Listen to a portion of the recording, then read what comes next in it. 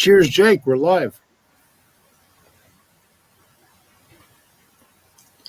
In with me tonight, we got the Pen of Perspective, and we also have Michael McIntosh, and we're just gonna be hanging out, taking your guys' questions, and just kind of shooting the shit and talking about whatever comes to mind. We've already been doing it for probably an hour, so we thought we'd go live and let everybody else join in. How's everybody doing tonight? Well, down in the south of Brazil, it's a bit cold, but hey, we're doing good. No rain today, so good to go. Mike, how's things in sunny California? Pretty good. Just been doing some kind of hippie new age stuff today, which is kind of fun. What kind of hippie new age stuff? Okay. What I have here is, I think, called a moonstone. My wife is doing a lot of research on like the healing abilities of various gems and stones, and she gave me this, which is supposedly helpful in the regard of healing the person using it in order to help them communicate better. So I'm hoping it works, because I'm a terrible communicator. What is it that you don't think, or what do you think that you lack in communication? What you think your difficulty? You say you're terrible. Why? Yeah. Specificity. The specifics of it. I just think I'm just a weird person. Let's just put it that way. We all kind of are. I mean, there is no normal, but still, what is the difficulty? Just kind of awkward person, awkward and weird. And I think a lot of it, I look at parallels like Moses, for instance. That's a big parallel. Yeah, well, I'm not comparing myself to the great Moses or anything, but he was a terrible speaker. He would stumble and mutter and everything else, and but he had a lot of great ideas to share with people, and but because of the fact that he couldn't communicate, someone else was appointed to speak on his behalf. So I sort of... That's almost always the case. I mean, Einstein didn't get out very much. In fact, he bought the same kinds of clothes, so we wouldn't have to decide on that. You have Newton, Isaac Newton, who was basically antisocial as all get out. He, actually got violent at times, and he was a recluse his entire time. And obviously, we've got Nikola Tesla, who died alone, penniless, still working on a lot of his ideas that were absolutely earth-shattering and epoch-changing. So, welcome to the world of the geniuses. Now, how is a moonstone going to help you communicate with people better? See, the thing about having objectives is, what is it that you want it to be easier to communicate? What is a specific difficulty that you would like to overcome? Well, I just think in general, it's like that. Let's see. I think a lot of it, for a lot of people, has to do with spiritual stuff anyway. You may be very sensitive and affected by your environment or things in your environment. And sometimes that can hamper your ability to communicate what you're really thinking.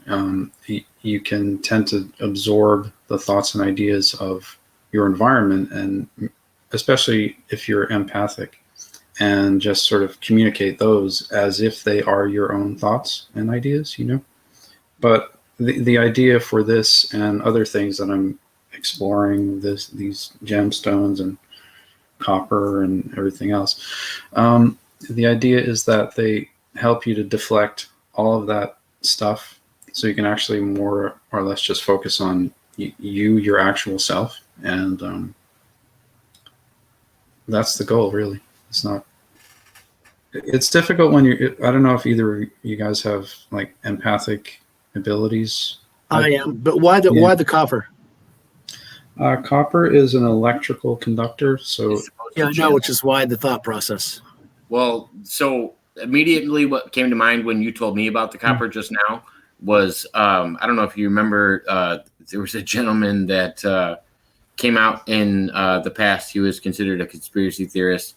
He wore this like crown of copper, and he had a gem in the center of it, and he said it helped him channel spirits because it actually connected him. And so I've always heard people using copper as like a conductor to everything, not just electricity.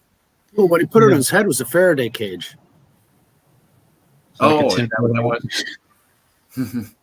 Then he's got a crystal to concentrate the power, and the electronic, the magnetic resonance of the Faraday cage is concentrated into one of the greatest abilities to store memories, which is crystals.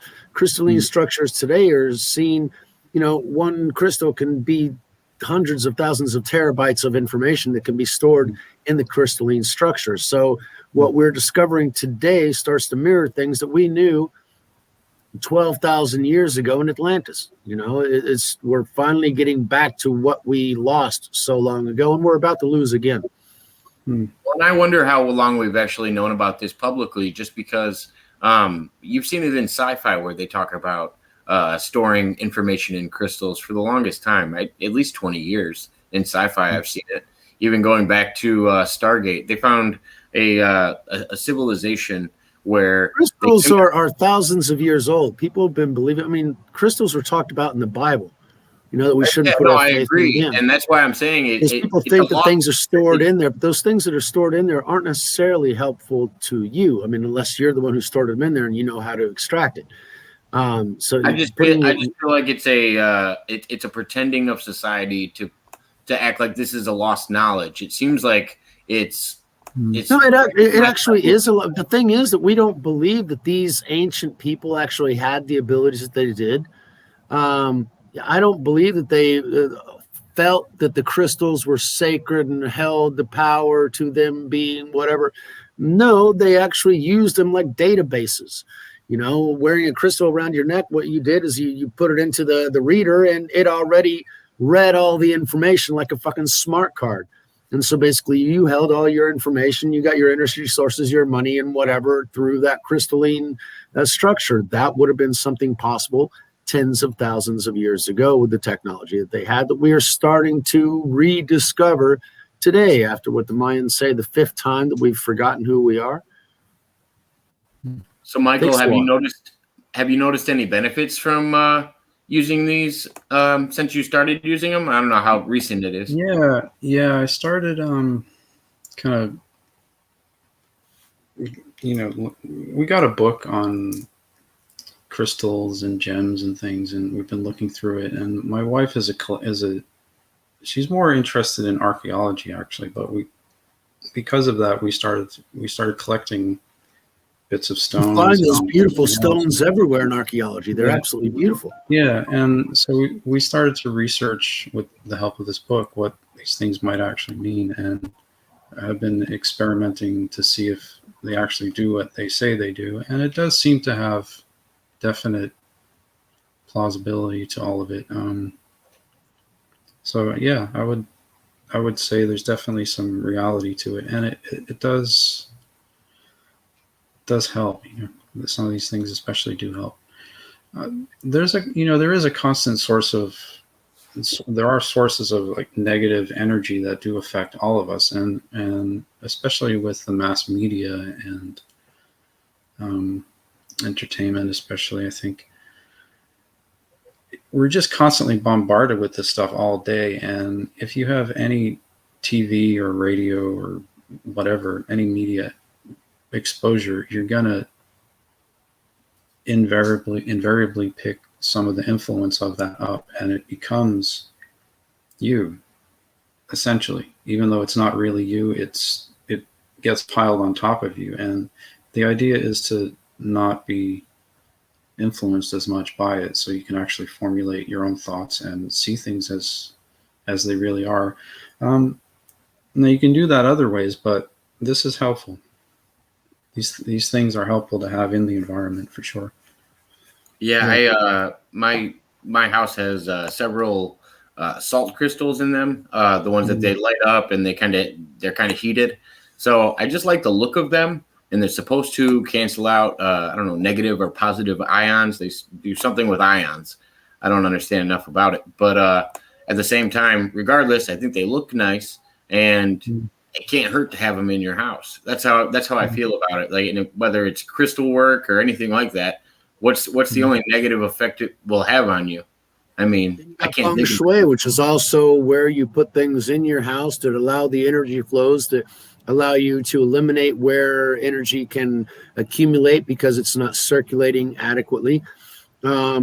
Regulating where your water flows so that you're not accumulating negative energies close to the things to where you're bringing good energy into your life.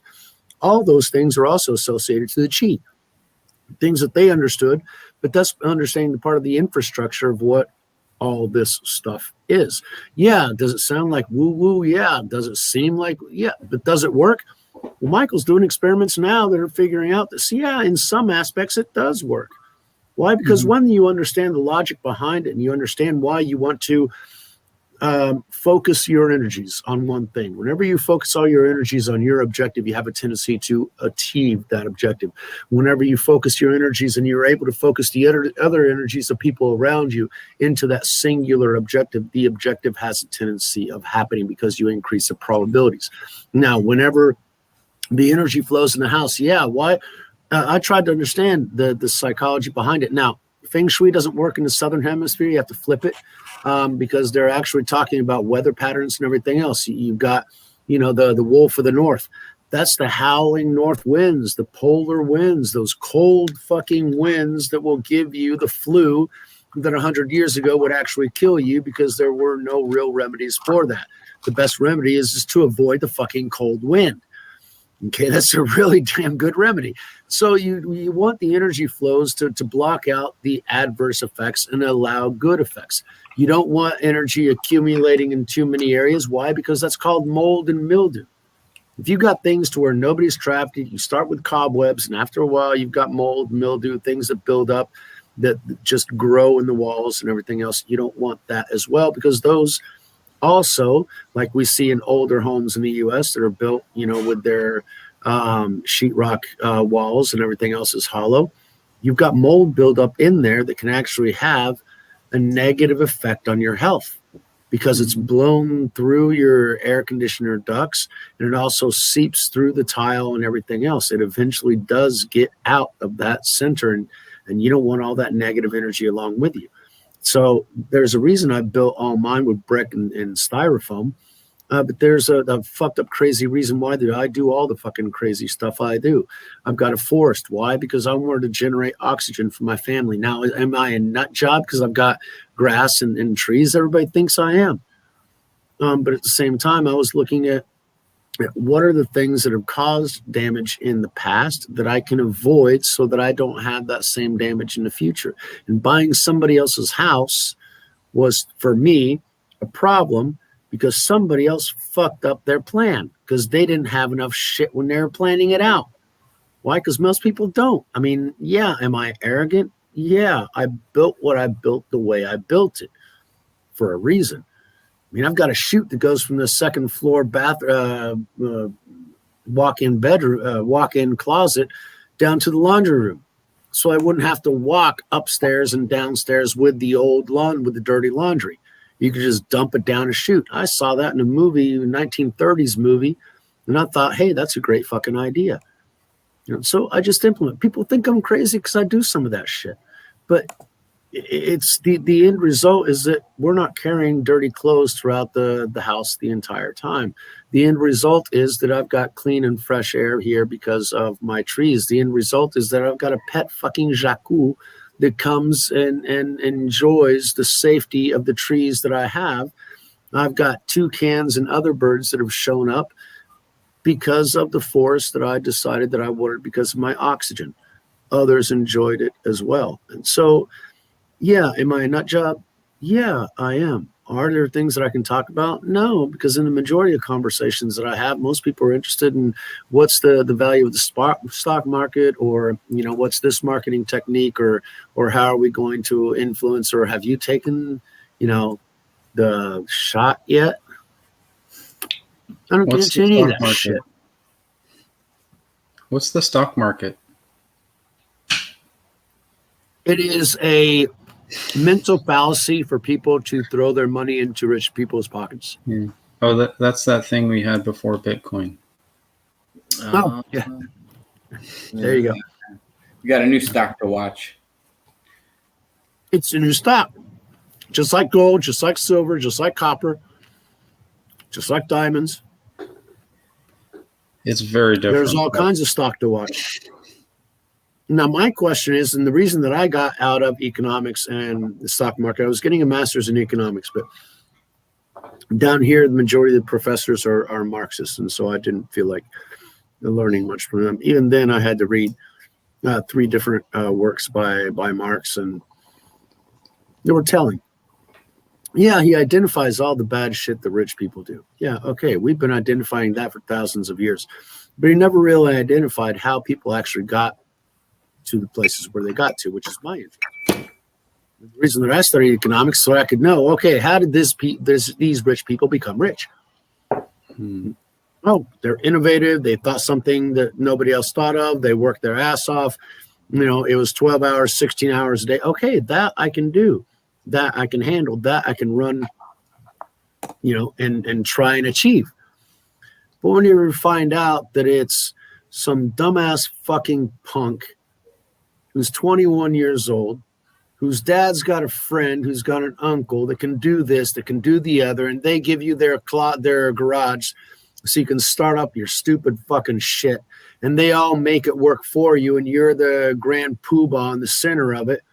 You know, and then after 20 years of monopolizing the entire planet, you decide that, oh, you're going to invest in shit that's going to kill off a bunch of Africans and Indians. Yeah, great fucking punk.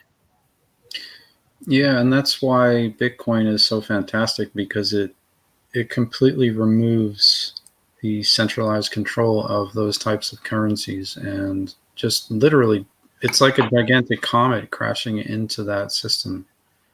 Has there been any problems with? There's no way to do anything that's untracked on Bitcoin, because you know exactly who got what Bitcoin with. Has there been any problems with illegal mining of Bitcoin so far? What's that? Illegal mining of There's Bitcoin? no illegal mining, but the Philippines actually destroyed 4 terabytes of processors day before yesterday that were mining Bitcoin. Yeah. They decided to up their war against it. Well, the Chinese tried to make, in fact, they did make laws relating to Bitcoin mining, but a lot of those miners just moved elsewhere. It's not going to stop it. It's inevitable.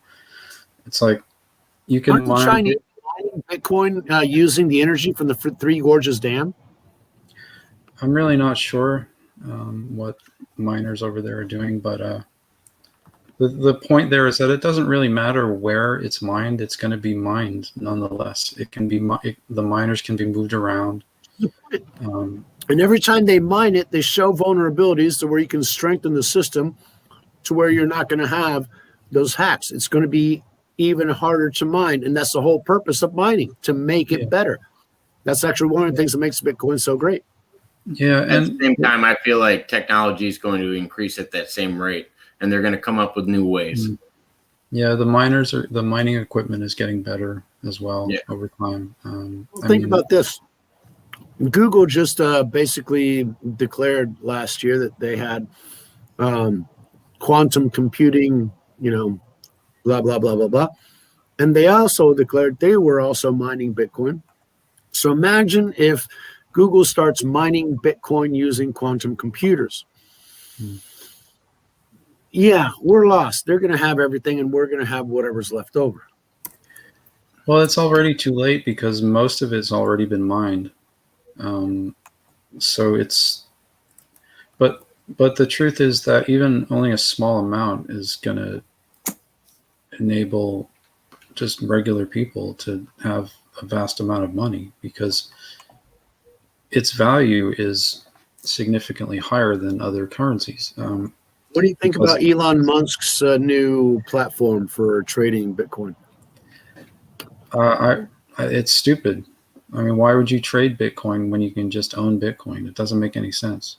It's like, just go straight to the real thing rather than use a middleman that's going to take away like abscond with your money basically, and trick you into thinking of it in a way that it isn't really meant to be thought about or perceived. I don't think anybody's 100% convinced that Bitcoin's not temporary yet, and that's why they're still actively trading it rather than plenty hoarding. Of people are. But that's why there's trades going on, is because rather than hoarding it, they don't know how long term it is yet. Well, it's holding, not really hoarding, but the thing is that so many people are still locked into this old paradigm of, the dollar is the be all end all of everything. The pound. That paradigm ended in the 70s. Then it was oil is the end all be all of everything. And what are you talking about, Jeff Bezos? He just landed from his big fucking flying dick. Yeah, it doesn't matter. All of these people don't matter, because if they don't take all this wealth that they have supposedly accumulated over X amount of time and dump it into anyway. Yeah, it's numbers in a computer mostly, but if they don't dump it into Bitcoin, they're going to lose all of it. That's just the reality, because the thing about Bitcoin is it's replacing everything. It's causing everything else to crash. Everything else is crashing, and Bitcoin was the only thing that, like gold and silver, which is still monitored and everything else, stays at the same place while everything else is falling, because everything else is falling. And the good thing about everything else is falling at the same rate, so people didn't notice it. The way that you notice it is through inflation and your inability to buy the basic things that you need to buy. Right. But with Bitcoin, it doesn't inflate. There is no inflation. The value inflates, but it's actually deflationary. Inflation is inflation. Drop in value of the currency.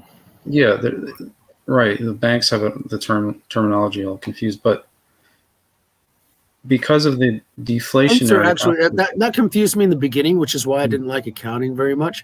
Because their focus. I was always looking at my check statements and everything else, and noticing that the verbiage was exactly the opposite of the verbiage from the bank. And what I finally realized is that they're talking about from their perspective, not ours, which is completely inverted. Right, and they want you to be their forever slave, making them rich, and that is old. That's over. Those days are gone, but people just don't realize it yet. It's totally transforming. Yeah, those bastards are still raking in all our fucking cash. Yeah, but the cash is becoming, it's like this. There's no point in getting rich on a sinking Titanic. You know what I mean? It's jump off and get into something else. It's the only thing that it's the only thing that's going like this, It wobbles a bit, it's volatile, but the general trend is like it's gonna grow in value. One of the things that I had I like that comparison, but at the same time, it's like everybody wanted to ride the Titanic. They thought it was gonna go well. They thought it was gonna be a good ride to America. I don't think they assumed it was going to be a sinking ship. Jacob, Titanic was a false flag to concentrate wealth and control of the planet. Yeah, there was that idea. The five wealthiest men who did not agree with the central bank system were given free tickets to ride. And the ones controlling decided they weren't going to go on that particular trip. So you think the Titanic was built for those four people, though? The four or five people? No, it was blown up for those 4 or 5 people. Okay. I don't necessarily agree with the false flag just because of the other people riding. I feel like there was way more worthless people on the It's Titanic. not a false flag, but it's just like 9/11. They don't care how many casualties as long as they get the objective they want. They weren't those 5 guys. They were willing to kill everybody else to get it. They wanted 21. They wanted 20. What do you think happened at 9/11? How can you make that comparison? I don't understand. Did they take advantage of it to militarize and control the entire population? No, so we take away 4 or 5 of the 10's basic civil human rights. No, I don't think I was there was just anything joking. behind I it. was just joking. I have an opinion on 9/11 too. I know, but we can't well, put that on YouTube verbally. Yeah. I don't know. I don't have enough information, but there's a lot of holes in the 9/11 story that was given publicly. That's all I can Swiss say. fucking cheese, man. Like But, there's no piece of paper. We were talking about this, and I wanted Michael to get a chance to hear about this. And basically, what we were on Aaron's show the other day, and somebody was sitting there praising Donald Rumsfeld, and I was specific about being, this is the guy that lost all this money right before 9/11 and admitted to it, and basically it was all swept under the table when 9/11. I think it was September 10th he came out with it in 2001, and the next day 9/11 happened, and then nobody ever talked about the $3 million that he lost his money. No, sorry, no, our money. He Our said US money. that they couldn't find $2.9 trillion in the Pentagon budget. 2.3. And all 2.3. Thank you for the correction. I appreciate that. Thank you guys for correcting me on the million, because I knew it was a large amount and I just didn't have the numbers in front of me. Trillion, motherfucker, trillion. That's why I said thanks And for they correcting spent me. what? How many trillions of dollars in the Afghan and the Iraq wars? I mean, you're doing the dozens of trillions of dollars that went into what Ike told us and warned us about so many decades ago. Beware the military-industrial complex. Industrial complex. But yeah, I'd say basically, we've got one of those right about now. What, The- Mike? the speaker we were definitely have listening, a complex. a complex. The Matrix always repeats itself. If you don't learn from history, you are doomed to repeat it. Who else was on the list? Pen of perspective, because I'm wondering. I remember Which list? Rummy was I on got the lots list. of lists.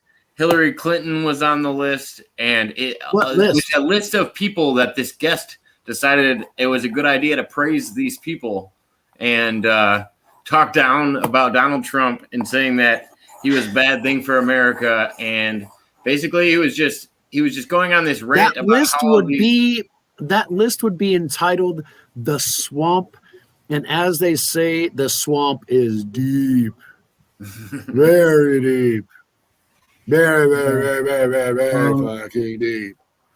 Well, I think And Andy the only way to Bishado escape definitely this has fucking his. swamp is coming in the next couple of months. Because I don't know. I don't remember the guest's name. You might know it, Michael. But no, I didn't give any name. But one of these guests that was on Aaron's show is a very very big supporter of the Clinton family. Mr. Hillary Clinton. Bishago, yes, very nice gentleman who happens to lick her boots at every opportunity that he has, and states all the talking points from the New World Order and the globalist agenda so freely and says that there's no proof of anything else. Yes, Mr. Bishago, who has traveled to Mars and through time, that is fine. Go on, ye little demon. Michael, you want to jump in here? You had something to say. Well, I'm not a demon, but I would just say I was that. talking about Bishago, not you. Yeah. You're still in question. Well, but my speech You're still following in what question. you said. We haven't figured you out yet. Yeah, I think Andy just has his own agenda and he's looking for political support. And Well, and that's the one thing I've never understood about Andy is I think when he ties his political views into his experiences, that's when he finds himself in deep water. Because people find him less credible because of the things he wants to talk about when it comes to politics. Yeah, he gets into heated debates that are not necessarily founded, and that makes you start to question the other stories that it can't be founded because you can't prove things of that nature. I mean, how are you going to prove that you were in 1823 or 18 whatever or whatever the fuck? How are you going to prove that? You depend on the worth of your word. If your word is worthless, then everything that you say is also fucking worthless. And the way that you establish the veracity of your word is by telling the fucking truth all the the fucking time. So And that people where- know that where when I have they're a talking to problem- you, you're not bullshitting. I want to make it specific because where I have a problem with Andy is when he goes, "Oh, okay, I had this experience with Hillary Clinton that was good, therefore I know she's a good person." No, you had one good encounter with this person, and that was your personal The reason he experience. says that Don't she's a make good a person stretch. is because he's dependent on the Democratic National Regardless, Committee, regardless which of is if he's 80% dependent on it, you know what I indebted mean? to her. Regardless of if they're supporting him and he's dependent on them, you need to separate that narrative in order to You keep. should, but they can't. Because I think when Because you tie that you narrative can't together and be say these people Democrats are and not like John inherently good, Kerry. because I think the reason he said Donald Rumsfeld was good is because there was there's some kids involved in the project that they were involved in, and they called him Remy, and he disencouraged them from doing that because he didn't want them referring to an alcoholic beverage. And I'm like, well, that made him a good guy, regardless of anything else that he might have done. But That's like the virtue signaling that always happens. You know, the guy might have had a couple of good events to where he was good to people here or good to people there. Yeah, and then we get into karma, which is we cannot, under any circumstances, throughout all our good deeds, outdo the bad deeds that we do, because we do a whole lot more bad shit to this world than we do good stuff, which is the reason why we all fucking deserve to die. And in the end, we all do. I feel like people can. I feel like people can change. I feel like people can. Yeah, and that's why we're given a life to actually take advantage of that. But who does? And nobody gets out of here alive. Well, no, nobody gets out of this reality alive. Not in the sense that you came into it. Everybody dies. There isn't a single person who's immortal. Not yet. I do believe a computer generated consciousness can continue on, and we're showing signs that but that's not immortal. That lasts as long as this fucking computer system works too. I mean, shit, I had a 1995 computer which worked fucking miracles, but it's a piece of shit compared to what we got now. But so does Bitcoin and everything else. All electronics are based on, electronic survival. At the same time, until something becomes 100% organic, if we can get an electric system that's organic and grows from the ground, that would be great. We don't have that type of connectivity. Who says that other alien technologies haven't done that? We can cite Oumuamua, which doesn't show mycelium, which is one of the biggest species on Earth. Mushrooms, mold. They're the only thing that seems to have that connection organically, where they can communicate with each other over long distances through veins, and we can only do that through electricity. Well, hold on, just hold on a second. Right over here. Now, damn, it's nighttime and none of this can be seen, but I've got all kinds of trees and everything else that have been growing there for 20 years. Now, that's wireless. I'm talking about a hard line. Yeah, what I'm talking about is underneath all of this that we can see is an entire world and a universe that's going on underground. Their roots are talking to each other, not because the roots talk to each other, because the mycelium, because the fungi talk to the different roots, and they transmit all those things. Those are neurons, the freaking thought processes of what we would call Gaia. I mean, that's the stuff that makes everything work together. I mean, that is what makes this planet a living, breathing thing, is all those mycelia, which break down what is dead and help give nutrients to new life. That breakdown is the fungi. Oh, yeah. Without them, we'd have old wood on the surface building up. It wouldn't rot. It wouldn't become food for the others. It's definitely a cycle. I mean, the fungi give the carbon dioxide for the plants to have. It goes beyond that. It's not just mechanical. And that's what I'm trying to explain in my channel. It's not a mechanical process like science has been trying to do for the last 1,500 years. But I'm saying as long as we're doing it like for the last 1,500 years, as long as we're doing it mechanical, we're going to be dependent on that. Until we can come to a more organic way of doing things, where we're more connected with nature and we can tie into these systems, or find a way That where these means that systems we can't have to be thrived. tied into it. We have to understand it. We have to meld with it. We don't understand nature, which is why we haven't integrated with it. We still try to dominate nature and control it and find out. When we get away from our control paradigm and get away to and get into a way of flowing with the wave of existence, we will be much more sustainable and in unison with existence.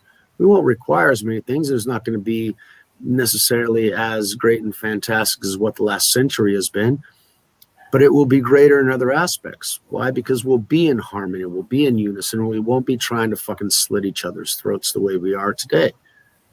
We don't technically slit each other's throats, but whenever you're taking a contract away from your competitor, yeah, you're putting food on your table, but you're also taking food off of his. So indirectly, you're slitting his throat in order to make sure that you don't get yours slit. So it's a dog-eat-dog world, the one that we live in, and it doesn't necessarily have to be that way. And it shouldn't. I think it's a dog-eat-dog world when it's down to survival. But I don't think it's a dog-eat-dog world. We haven't gotten past psychologically and emotionally the survival part. But when people are making ridiculous amounts over what they need to survive, then it's not a dog-eat-dog world. When you have those people that are pulling away from the crowd so much that the rest of the crowd still has to fight to survive, then they pit dog against dog to watch them, and they bet on which fucking dog is going to win. And they don't care because neither one of those dogs is them. And no matter which one loses or wins, it's not them. That's why we need Bitcoin. That's why we need Bitcoin.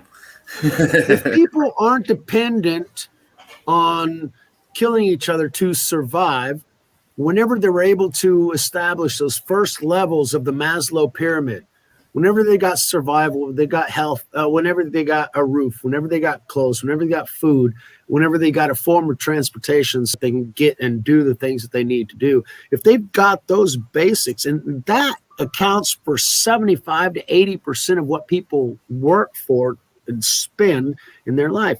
If they can have those basic necessities taken care of in some way or form, in other words, you're going to have food, you're going to have a roof over your head.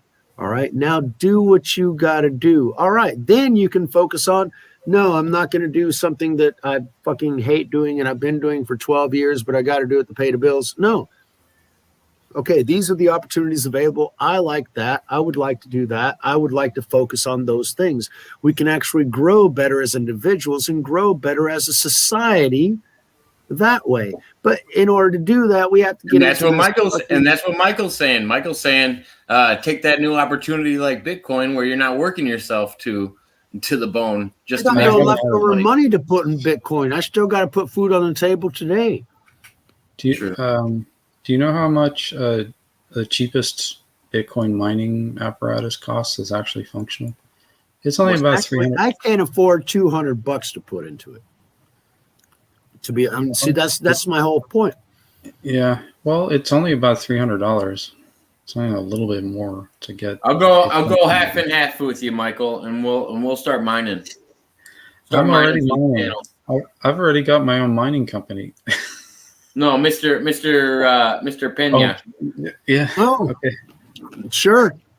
Let's go why don't we get in on something? Maybe because I do want to see if this has an outcome.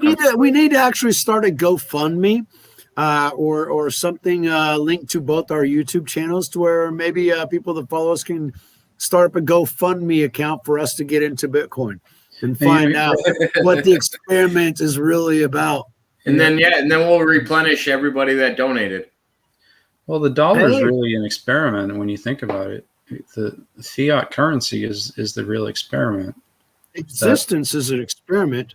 Well, it doesn't have to be. We collectively choose that, but we can choose other. We can choose something other. It can be. I mean, for example, since 2017, I've literally done nothing. Like literally, I've sat around and I've done things that I like doing. I've spent time with my family. I've read books, I've watched movies, I've listened to music. I haven't even picked up a musical instrument in about 2 years.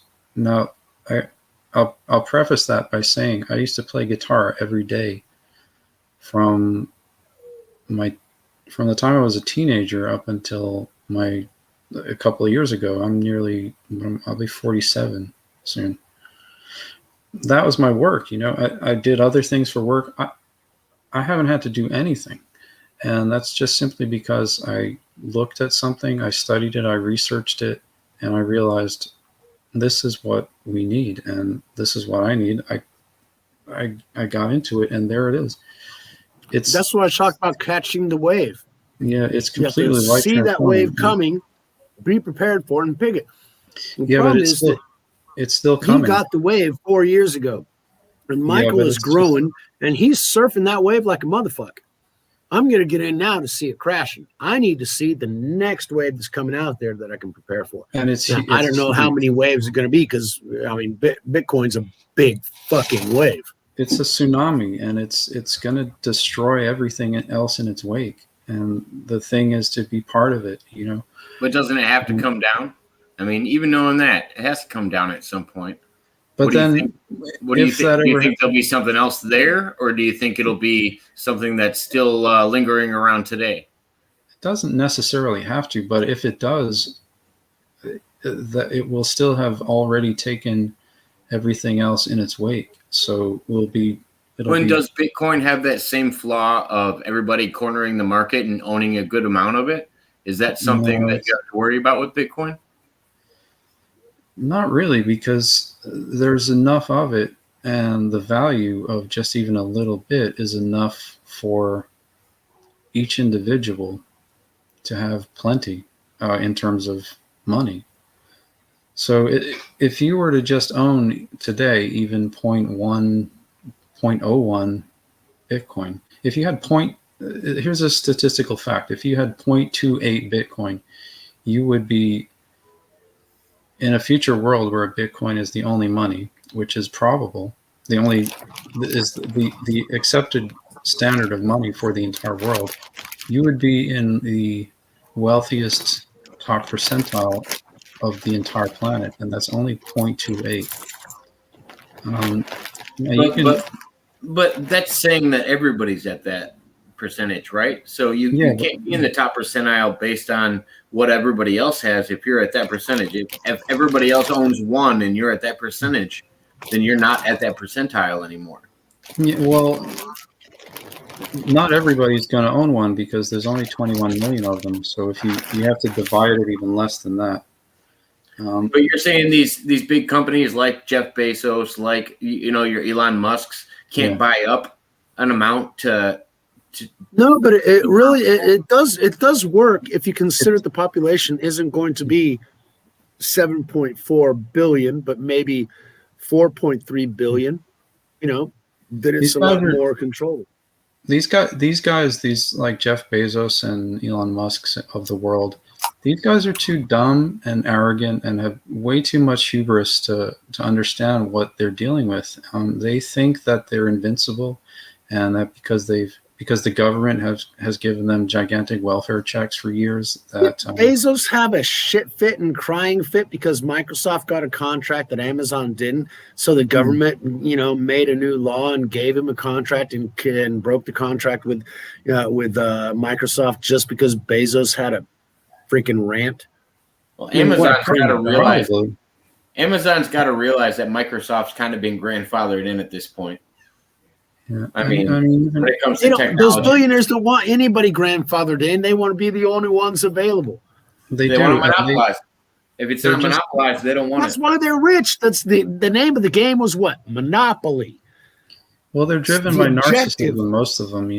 They're driven by a pathological narcissism, and it's just about making them the center of everything. And the truth about that is that's over. It's completely over already. They just haven't realized it. And the sooner that, if these people want to hold on to any semblance of wealth, they need to pour all of their money into something. Mars. They're all going to Mars. They're going to lose everything. They're going to lose everything they have. They've already lost everything, so they're taking advantage to go somewhere new. So they're going to be disappointed by that, by the way. Bitcoin takes off, and then they go No, mine. there's huge fucking animals on Mars that'll eat them alive if they don't know where to survive, right, Michael? Correct. Absolutely correct. That's the next move I see. Bitcoin takes off, and then NASA decides to go mine an asteroid and bring back a bunch of gold and diamonds, and then try to flood the market. Yeah, but the last ditch effort to try to save it. Yeah, the truth about NASA though is that they're going to be so broke because they're funded by the United States government. Now, when the United States government, yeah, well, good, but like, which is why the United States government's been broke. Their financial prowess is built on the United States government is not broke. The United States they are on the good faith and we are the ability of everyone around the world to buy her debt. The United States we're in debt. The day that nobody wants to buy her debt. Well, here's the thing about that: the U.S. is now adopting, is getting away from its own dollar. The U.S. government is ditching its own dollar and is now holding 144,000 bitcoins. It's one of the big. Yeah, the U.S. government is one of the biggest holders of Bitcoin on the planet. Shit. All right. The Treasury is into Bitcoin. All right. That's news. Yeah. And some very. I'm glad to know there's something in the Treasury. Yeah. That's when Trump took over, I'm assuming. Biden wouldn't know his head from his ass. Probably. And other countries are following suit. North Korea has 30,000 Bitcoins, which is very interesting when you think about it. Russia got rid of all of its American sovereign debt. All of its dollars. They have nothing in dollars anymore. Yeah. So China reduced over the last 20 years. China reduced its dependence on U.S. foreign currency from 75% of its reserves to today. Actually, 10 years ago, it was less than 37%. They were able to eliminate their U.S. debt after the 2008. Because everybody went into treasuries, and so China sold all their treasuries and got out of the U.S. debt. Now they are less than 15% of their reserves are U.S. debt. China has gotten the fuck out of the dollar as fast as they could without frightening the rest of the goddamn planet. Yeah, and the European Union is doing the same.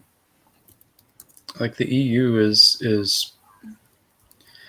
the EU is China's bitch. People do say that. But Russia's got their gas, so they're sucking up to everybody. But I have European family. I'm a European national as well. As an American, so I kind of Europe. This is one of my favorite fucking continents, but it's not the same today as what it was. Yeah, but I kind of understand what's going on there, especially with the likes of Germany. Germany has really been radically changing its laws lately to be more friendly towards, especially once again, Bitcoin. And the IMF, which is the funding, basically the organization that funds the European Union, more or less, is also one of the biggest Bitcoin holders in the world, along with the United States government. So IMF has Bitcoin? Oh yeah, the Europeans are way ahead in this regard. I'm not going to tell you to trust me on this, but trust me on this, because in Europe, people know that the fiat currency systems that we've had in play for a long time. Well, they gave up their national currency over a decade ago. I mean, I remember when I used to have the French franc, the Deutsche Mark. Yeah, that was the British pound, the Swiss franc, the Belgian franc. Then you had the Luxembourg also had their own franc, if I'm not mistaken. And you had all these. Oh, and the Italian lira, which was basically worthless. They devalued it every chance they could to be competitive. So now all of a sudden they have all gave up their sovereign currencies for one unifying currency. So if you gave up your nationality for the euro, which is now basically not worth what it was, why wouldn't they give it up for something else like a Bitcoin or Dogecoin or China coin? Because the Chinese Communist Party is also launching their own form of cryptocurrency. Yeah, but Europeans aren't dumb. You know what I mean? Europeans know that Of course not. what's really coming down the pipeline with that regard, in regard to that, and We that's usually why. look to them for guidance. However, in this particular point, they are not good guidance because their governments have been shutting them down. They're in revolution right now. You've got revolts everywhere from France to England to well, the floods in Germany don't allow you to, make many protests, but Greece is protesting. These lockdowns and then this, yeah, if they are portents of what is to come, it's a sad fucking state of affairs because that means that a centralized government will control everybody's actions. And that has always been regrettable, historically speaking. Greece and Egypt have both been in a 3-year protest. Yeah, well, Greece because they're broke, and Egypt, well, too.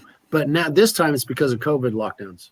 Yeah, but the thing The that we fail to lockdowns. understand is that the changing of the currency to a digital decentralized standard means that there's actually more individual autonomy because Yeah, the that'd be great. governments- What's the difference between that and Jassara and Nassara? between what and what? Have you heard Jassara and Nassara thing going on? Oh yeah, 2.5 years I've been hearing about that. yeah. The global economic something Mm-hmm. national economic something safety and whatever. recovery. It's a globalized coin, and that also reminds me of the mark, and that's my biggest concern. Those I are need to be movements prepared towards- before the fucking mark. Actually, this whole situation that's been going on for the last year and a half has been pushing this mark. Have you noticed that in France you have to have a passport, specific passport, in order to go into a grocery store? Does that not remind you of what the last book of the Bible actually told us about? Well, that's what Macron was pushing, but that's not actually the law in France, and people realize I that. know, To the it's what point they're trying to do in Australia, in Yeah, New but they- Zealand, in Canada. if you US. read today, if you read the news of today, the French people actually more than likely burnt down the Macron's house. They tried to, freaking assholes. Yeah. Elegant Mind, thank you very much for coming by. I appreciate it. So it's kind of like they're trying to gain all this and keep all of this centralized power and wealth, but it's just not happening because people are actually waking up to an alternative. And this is why I hate to flog a dead horse, but I do keep talking about Bitcoin because it is part of the solution to that. And there's other parts of it, but that is definitely a part of it. We have to find, well, see, when I was doing my master's in economics, and God, what was it, in 2007? That's been so fucking long ago. And it was before the crash. And then they wanted me to participate in the program because it wasn't just any master's in economics. It was actually this particular theory was trying to figure out the next economic system that would take over after capitalism's fall, because capitalism is at the end of its Kundiev cycle, which is every 500 years you have different monetary cycles that happen to take over the planet, and where you have the waning of one, you have the growing of the other, which is why in 1950, which is more or less the end of the previous Kundiev cycle, that we have that communist thing and all that kind of bullshit about one centralized government, because that was supposedly the next system is supposed to be integrating. Now that system scares the freaking piss out of me, which is why I want independence more than anything else. Yeah, and why would you, especially knowing history, why would you want your government at all to have control in any aspect whatsoever of your own personal finances? That's or insanity. your own personal health choices. Thank you very much, Elegant Mind. Very good choice. Let me jump in here before you say anything. Elegant Mind, we can't give any advice on the shot, but we 100% understand where you're coming from. I don't know if some my family family members was who that way, did but I because they know- didn't listen to me, and hey, that's their life, not mine. I think you have a good approach there, Mr. Elegant Mind. Can't Or trust the Mrs. government. Don't assume gender. When has government actually done something good for you? I don't When remember. it's not to their own freaking benefit. Huh? I don't remember. Do you? I haven't found it one single time the government has actually helped me. Can't remember. Between the regulations and everything else. Oh, we've got clean food because the government guarantees it. Okay, have you actually read the FDA? That they say that you can actually have a certain percentage of ant parts and roach parts in your food. Great. Yay, they're protecting us. They're so nice.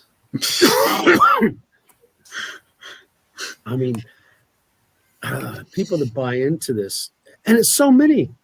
It's so many that I know that are into the system, and they think I'm freaking nuts and I'm paranoid and all this kind of stuff because, I don't trust big government, that I want individualism, and I think that I'm going to survive by myself. No, I'm going to starve to death if I fucking survive on my own.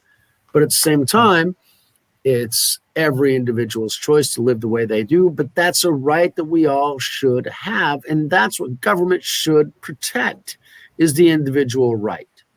That's what government was established for, because before, the individual right was eliminated by large power centers, people who could contract or feed the most soldiers.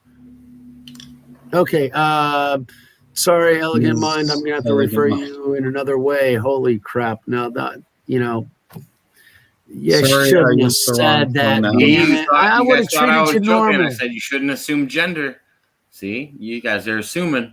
That's what happens. I didn't assume anything. I was treating her, him, whatever, in the way that there would be respect. Now that I see that she's a woman. Why do you gotta Oh, assume? crap. Why do you have to assume I that an elegant gotta- mind would be a male mind? I got to dress up Why a little wouldn't- bit why wouldn't better. that be a female I got mind? to have a better image because I got to impress. No, I got to try and Well, I'm still kiss coming out of ass that part of to the Elegant matrix. Mind because I got to make her feel better because that's what I do. What was that, Michael? Oh, I'm still coming out of that part of the matrix that brainwashed everybody into thinking superiority because of gender. I suppose we all are in some regard. Brainwashed by who? Who brainwashed them? Elegant Mind, yes, people are brainwashed. Michael, yes, that's exactly what we were talking about. Now, my question is, who brainwashed the people? We got programming. We got,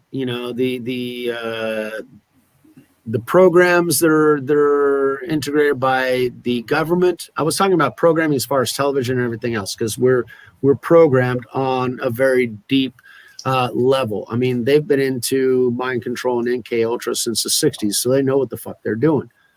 Everything that comes out is for their benefit and to our control and eventually detriment. Okay, the original objective of government was to protect us from the big bad people that would feed more soldiers, come in and take all your shit. Because there was some guy that said, hey, I can give you more food, but we got to take all the crap from that town over there and we'll get done. Free money. The problem with free money is that if everything is, then nothing has any value. We'll be in the exact same place. I think that was the joke. I think that was the joke she was making is, oh, yeah, free money, Democrats. Yeah, I'm aboard. Because I'm on board. Yeah, I'd love free money. For things that might not actually come true. And most people will vote for that. But what does money bring us? That's what you got to understand. It's not about the free money itself. Michael. What is it the money brings us? I got free money. Do you guys want free money? I'll give it to you. Bitcoin is I've been free giving money. you free money all night. There you go. I've been giving you free money all night, and you won't take it. So No, you haven't actually deposited any free money into my bank account. That I would appreciate it. You have given me advice on how to get free money. I gave it to you. Yeah, Elegant Mind. We'll get it. Yeah. Okay. Sure. Elegant Mind, if you want free money, I'm your guy. Let me just talk to me. She's saying the free money that they want to give away is because government is taking away everybody else's money, which is what they've been doing in Latin America for a very long fucking time. Lula built up the poverty class by taxing the shit out of anybody who had any money or any industries. And so that makes people deindustrialize. people don't focus on the things that are useful to build an economy, because the people that are building it leave. Like people in California. How many people have left California for Utah, for Texas, for Colorado, for Wyoming, for Montana, for wherever the taxes are lower, because California's fucking killing them? California's Yeah, already. we ain't going to get into that, Elegant Mind. The stimulus isn't even a real stimulus. It's just an inflation bill. We can talk The about that. stimulus There's nothing wrong package with that. should actually be like it was in the 40s and 50s, to where you actually were investing in infrastructure. What is infrastructure? Improving the highways, improving the railroads, improving the telecommunications systems, improving infrastructure. Since when the fuck was critical race theory part of infrastructure? Give me a fucking break. The way they play with vocabulary is bullshit. Since when was government control of your money When you gave it to them, a thing? You know, that it's like when you why do voted we it in, accept that? when you voted them in and gave it to them, that's when they got control. I didn't You vote for chose them. Who is that? You chose who was in control.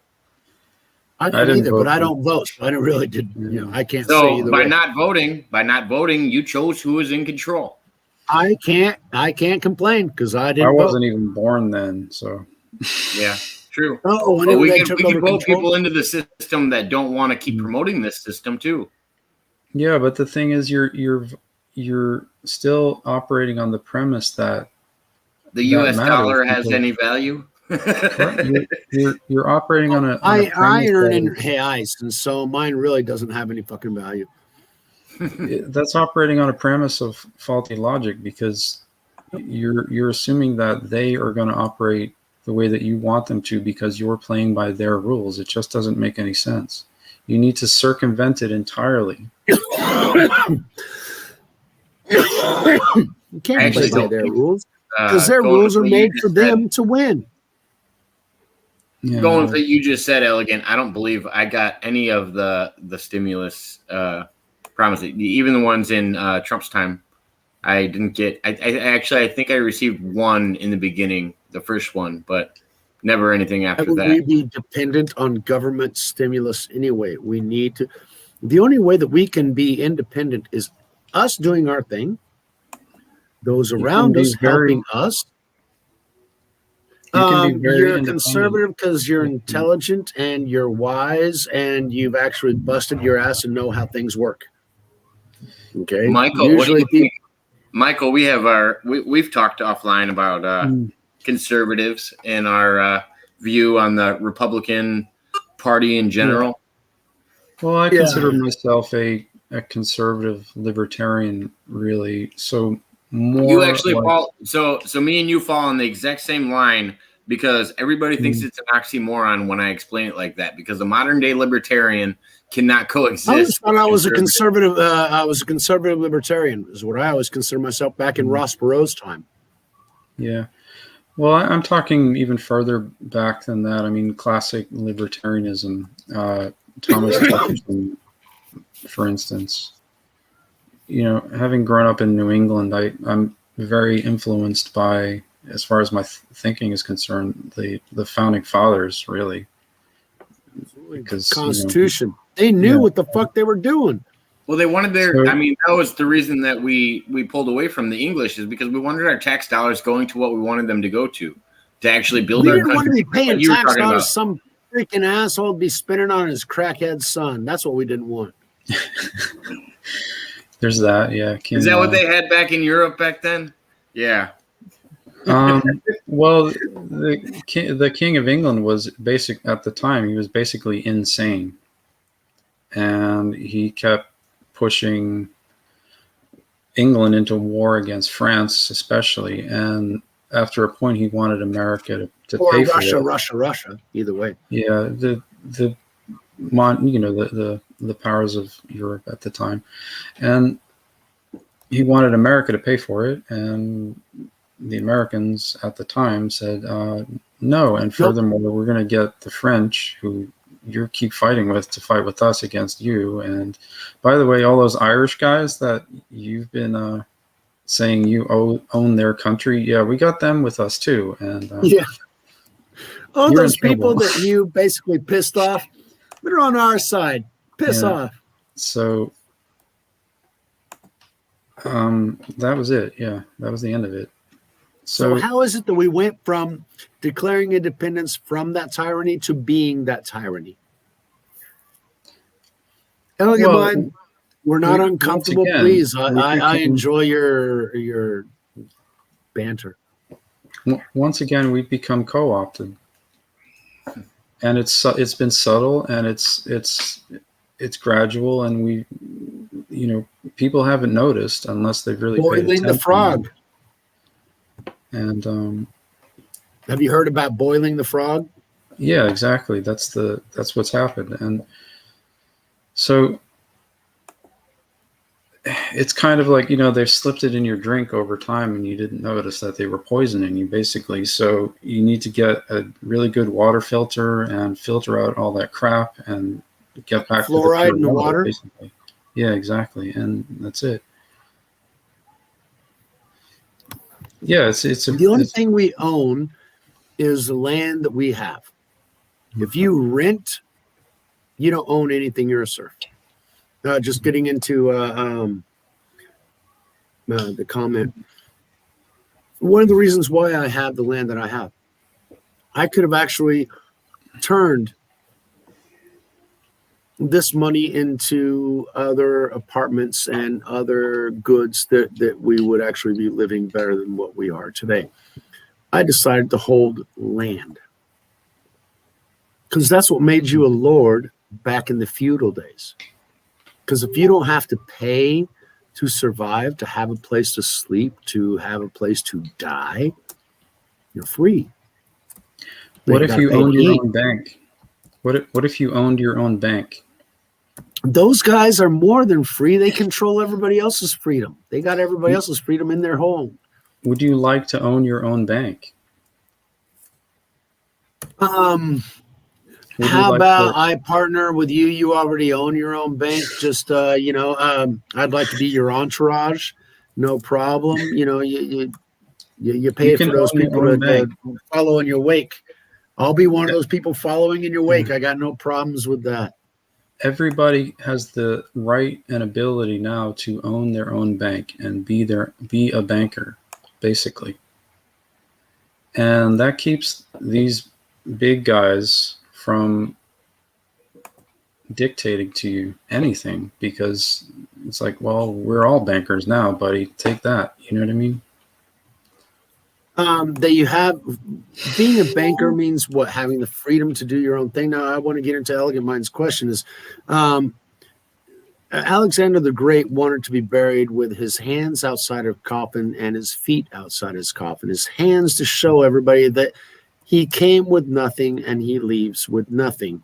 And his feet, that even his shoes would be gone. And he wanted his coffin to be carried by the doctors so that they knew no matter how great a doctor they were, they still couldn't save his life. He still died.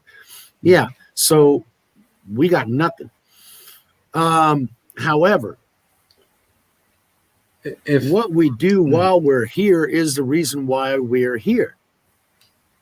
The effect that we have on the universe simply by being present in this universe is the reason why we were placed in this universe. Being everybody's banker is too much of a headache. Fuck it. We just want our own life. You're right. We want freedom. No, I just mean like owning a bank that's just yours. You're the only customer. You're the only owner. You're the only beneficiary. Elegant Mind, we go more than just us. But anyway, sorry, Michael. Continue. Sorry. I don't mean like operating I did that on purpose. A huge banking operation all by yourself. What I mean is like you being the only owner of it, you being the only beneficiary, the only customer, the only employee of a bank. What is effectively a bank, because you put $50 in it, and in a year it's going to be $500. You put $500 in it, in a year it's going to be $5,000. You put $5,000 in a year, it's going to be what, $50,000. I didn't do the same thing, but I put 10,000. The next year it was 14,000. Today it's after devaluation. Holy shit, it's 100,000. But it devalued by 5 to 1. So yeah, land, same thing. It's my Bitcoin, except I can't sell my land to buy food. Yeah. And I can get rid of some parts of Bitcoin to get food. But I wanted to get back to the comment in the chats, whereas we all go back to dust. Physically, yes, but our consciousness continues, and there's a reason why the consciousness chose this physical reality. And our focus in this physical reality is the consciousness, why we must evolve who we are to be more responsible with what we have. That is the reason of our existence. We don't go back to dust. Our consciousness goes back to the source. If we are beneficial, we will be spared. If we are pieces of shit, we will be recycled. Period. No. Yes and no. Elegant Mind, thank you for being on. Your questions are freaking wonderful, and I appreciate you so very much. Your mom and grandmother kind of were right, but you're right too. The thing is that when we expire from this reality, we do go to sleep. We are completely asleep until the day of judgment. Your mother and grandmother are still asleep, waiting for that great day. When you all see each other will be the same instant, because you will all wake up together on that final judgment day. What I wanted to add to that, Elegant Mind, I wanted to add to that. Don't let anybody else's beliefs on, your perspective of the world or anything else deter you from how you believe. So definitely don't be unsure because somebody tried to talk you out of, your own beliefs in the afterlife. Nobody has the absolute answer. There's no way that they are definitively. Hey, have you died? Have you died? Have you come back? Can you tell us what life is like over there? Michael, have you died? Have you come back? I know you've gone through time, but have you actually died, gone to the other world and come back? Neither have I. So none of us can actually say what's actually there. However, the beliefs that lead us to a more beneficial existence in this reality and the ability of hope, peace, and love that Jesus Christ gave us allows us a room in the after. Otherwise, we're in an existential reality to where the only thing that matters is what is right now. The one who dies of the most toys wins, and fuck it. Eat your neighbor. Well, that sounds like a story. Elegant Mind just commented. Elegant Mind just commented, and I said that sounds like an interesting story. She's definitely got to come on. I'm going to be too damn embarrassed to actually talk to her because her mind blows mine out of the water. But anyway, definitely an Elegant Mind. However, died a couple of times and come back. You're gonna have to tell us more. You're gonna have to tell us more about that. You can't end the conversation at that. We're gonna need a little more on that. We're gonna have to have her on as a guest to actually speak. I mean, give her a link, tell her to pop on. She can pop on. Let's see if she's available. I know she can hear us, but there's a little bit of delay on the live stream to YouTube.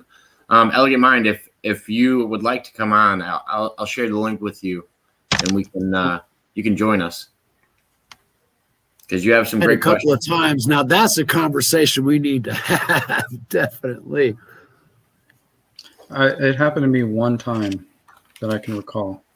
Okay.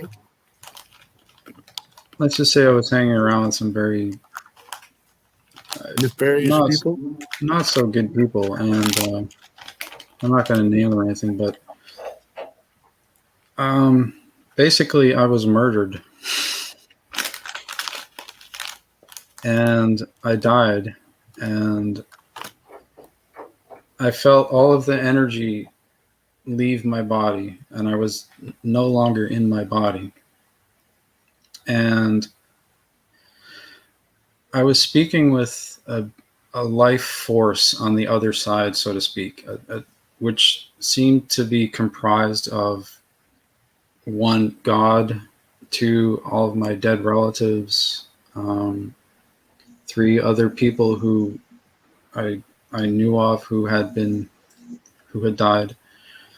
And they were all saying to me that I basically had the choice to stay with them or to go back and finish some work. And I was still really young, so I said, well, I don't What did you have to do? Well, I'm kind of doing it. Okay. That's your destiny. Perfect. You're walking it out. As I get the opportunity to, without being, constantly silenced and shut down and censored. But glad it wasn't your time, Elegant Mind. But so I chose to come back and continue with the work that needed to be done on Earth, rather than leave so quickly. And I'm still here. I'm still doing it, and hopefully I'm doing it right, or as best as I can. But yeah, there are plenty of people with near-death experiences who have similar stories. Like some people say, it was the first time that they talked to God or experienced God or saw Jesus or whatever. But for me, that wasn't the first time, really, because I had been raised with at least the knowledge of Jesus Christ. So it wasn't anything new to me.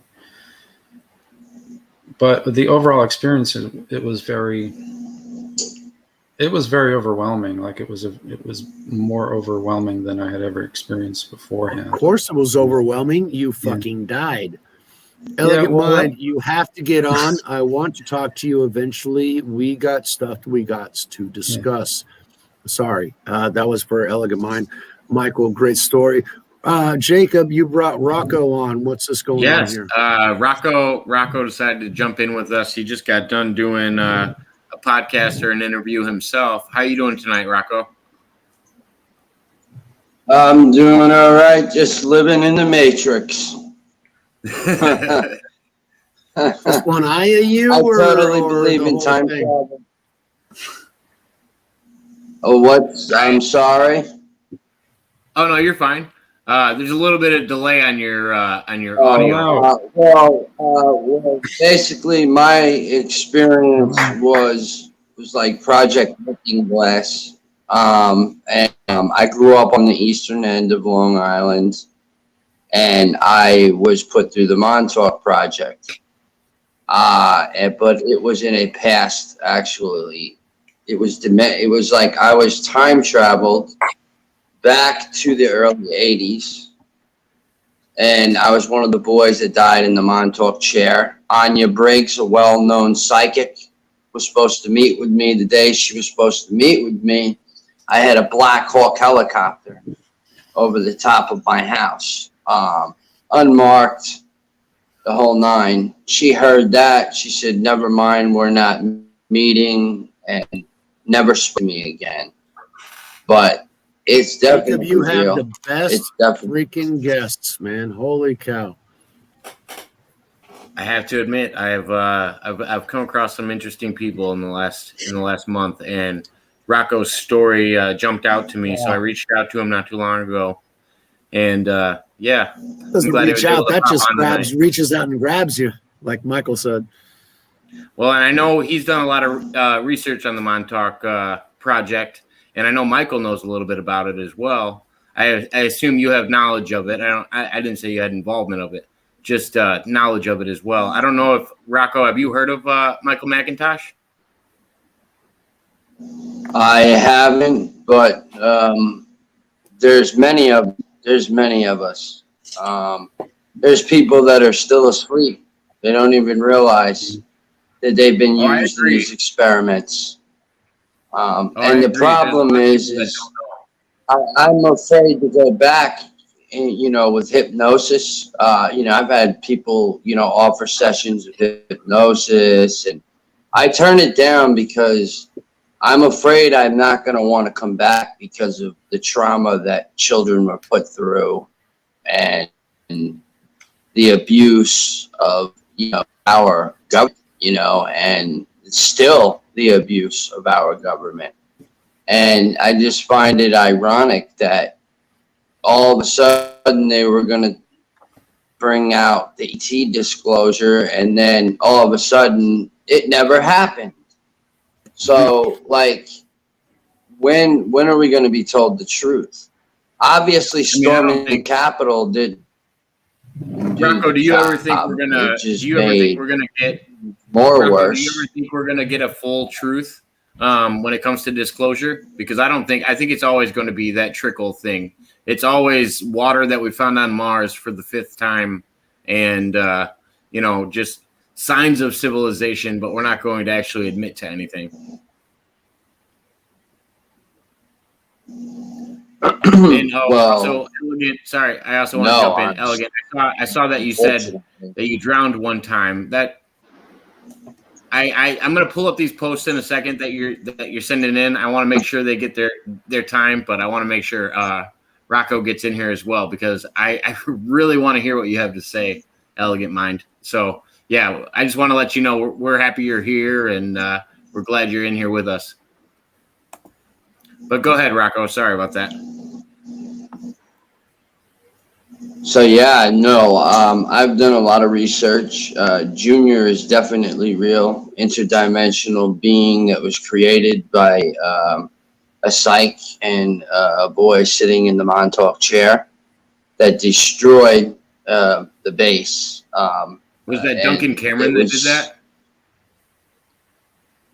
Yes, it was Duncan. So, now I also believe that there's 100%. Let me jump in. I'm 100% involved with the Montauk case, and I have some problems with it, and then I also have some parts that I just really don't understand about it.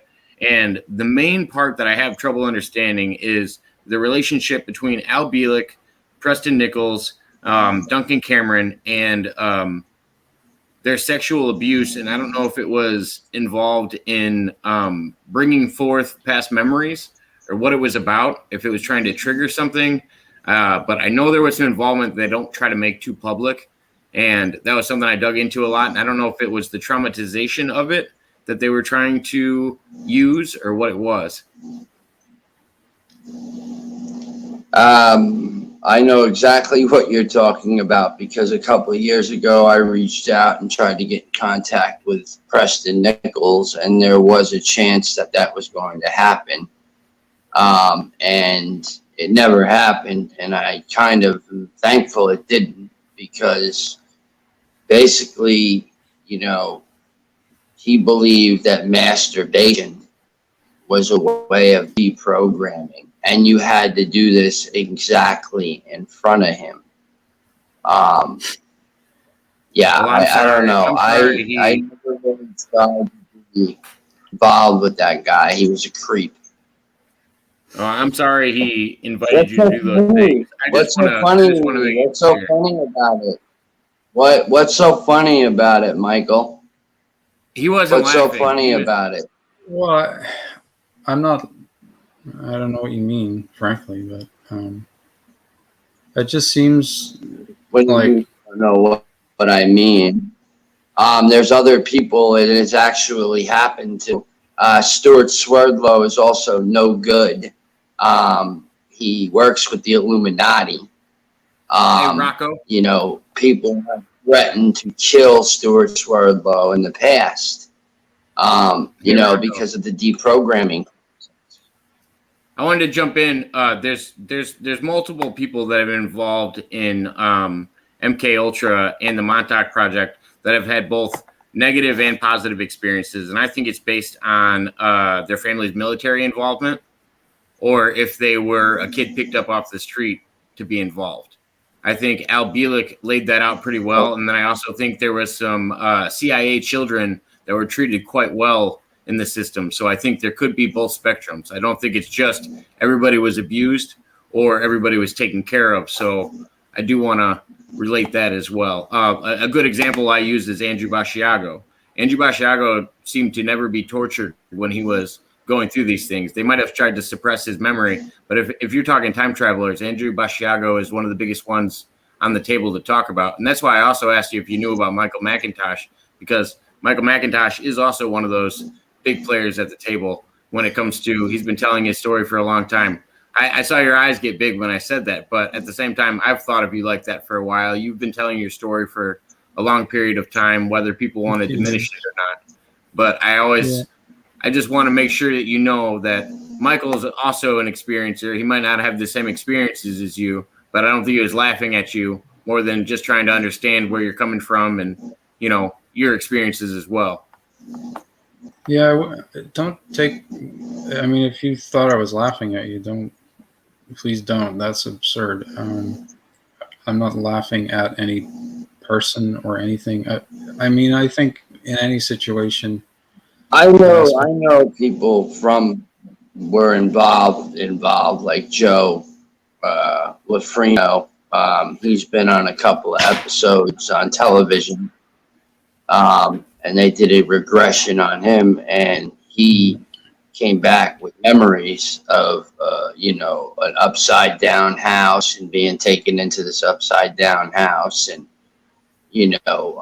I think Timothy Leary might have been involved.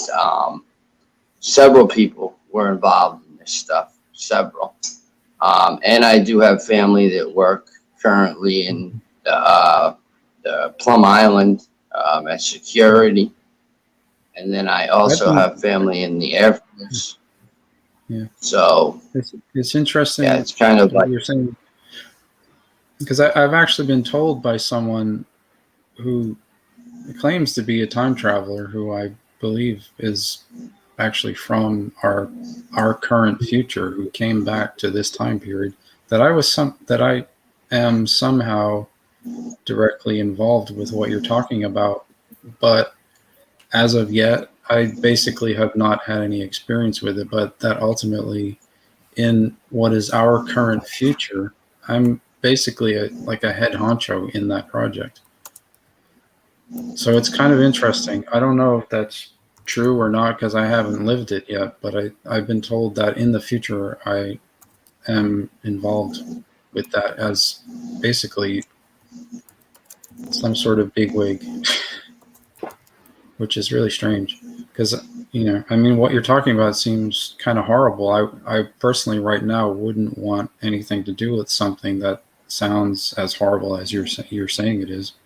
But absolutely not. It's maybe I turn into a bad traumatizing. Person. Yeah. Well, I mean, I've grown over years now. Like, has it made you stronger? I've grown to accept it. Has it helped you in any way? Well, reaching out to others that need help. People with suicide. The drugs. It's like the world. It's like all programs, all different kinds of programs going on. I hardly watch the television, so. Yeah, I've been without TV for a long time. That's a healthy decision. Yeah. It's interesting. I mean, I believe what you're saying. I know there are other people out there who will say that's they'll try to discredit anything, but I am at the point where I just believe what people are saying, because anything is possible. All things are possible, So, and we could be talking even we could be in the same chat room for ultimately an important reason that we both haven't figured out yet. And the reality is that it could be that it's not important right now, but that one interaction that we have a year and a half from now might change this particular outcome for that particular outset. So we don't know when the butterfly's wings flap. Yeah. All we know is the hurricane that was generated from the butterfly's wings flaps. The only one who knows which one can generate the other is the one who knows the end from the beginning. So people can be in our lives, not for today, but for what they will impact in us later. by still Yeah. being around. Or maybe it can be today. Fuck it. I don't know. Yeah. Do you guys know who Michael Phillips is? Have you guys heard of him? He Heard of made him? some- Remind me. He made some videos for a YouTube channel called Apex TV. He's a British. I do know Michael. Yeah, Supposed me and you time traveler? have talked about him. Well, he Bald told gentleman me that you met. he's not bald. He does have very short, like army hair, but Did Rocco pop out? What happened? It looks like it dropped him out, but he can reconnect if he needs to. okay. Well, he told me that in my personal future that I would be part of the starting of some of these projects, and specifically the Montauk project. And I think he said the Philadelphia experiment or something. I don't know enough about these things yet, but he said that somehow I was ultimately involved with the initiation of these as projects. Okay, so Jake, so, tell like, us the about crew the on the Montauk ship or what project involved it? and project Philadelphia project experiment. I have no Sorry, go idea. Do you know what involvement you had in that project?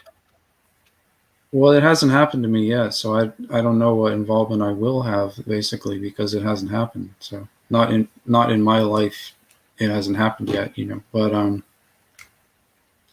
there's, I guess, some time travel, the time displacement involved in the initiation of these projects.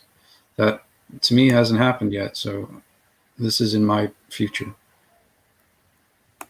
But to Michael Phillips, it was already the past because he supposedly came back here from like 2040s, 2045 or something, somewhere around there. No, 2070 something, actually. He says he was born in the 2040s. So, yeah, I've been on Apex TV. That's me with the beard and the short hair talking about some of the things I experienced when I was just a small boy living in Calgary. But that's not where you met Mr. Phillips, though, right? You said you met him at a No. party. I met him at a party. Yeah. That was in, well, I can't talk about where just yet.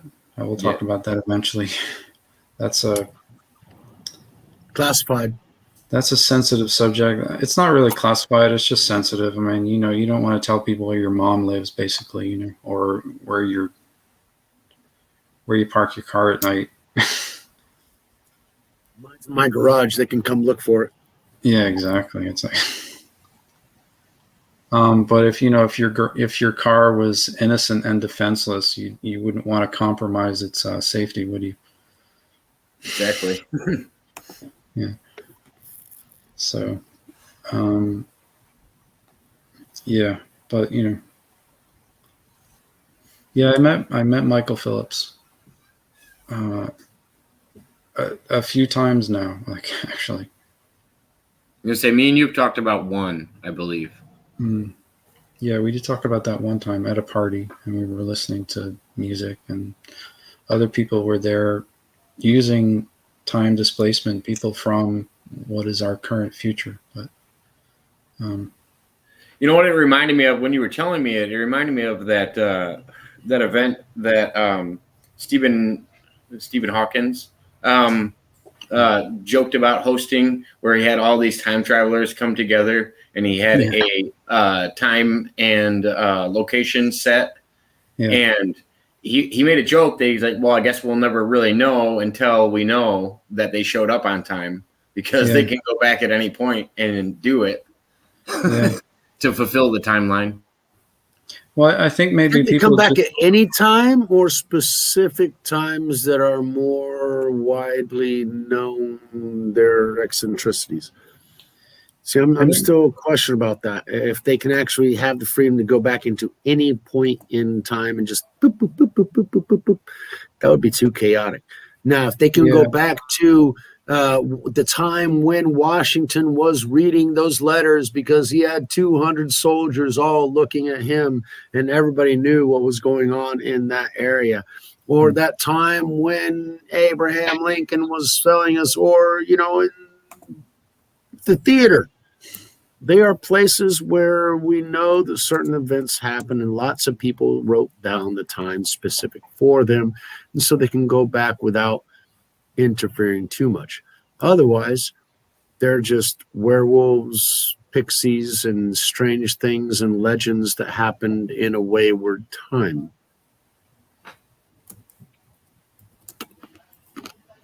My opinion. Yeah. Well, I think often as well,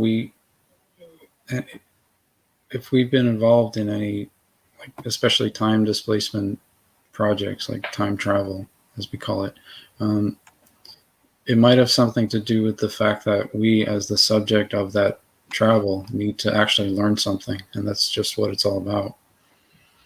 Well, we are in essence time traveling as well. Yeah. We are here in a specific point in time, and we have as a purpose to learn something for our soul as well. We need to take something out of this life to make our essence better. Otherwise, there's no reason for our existence. Are we just here to mundanely fill every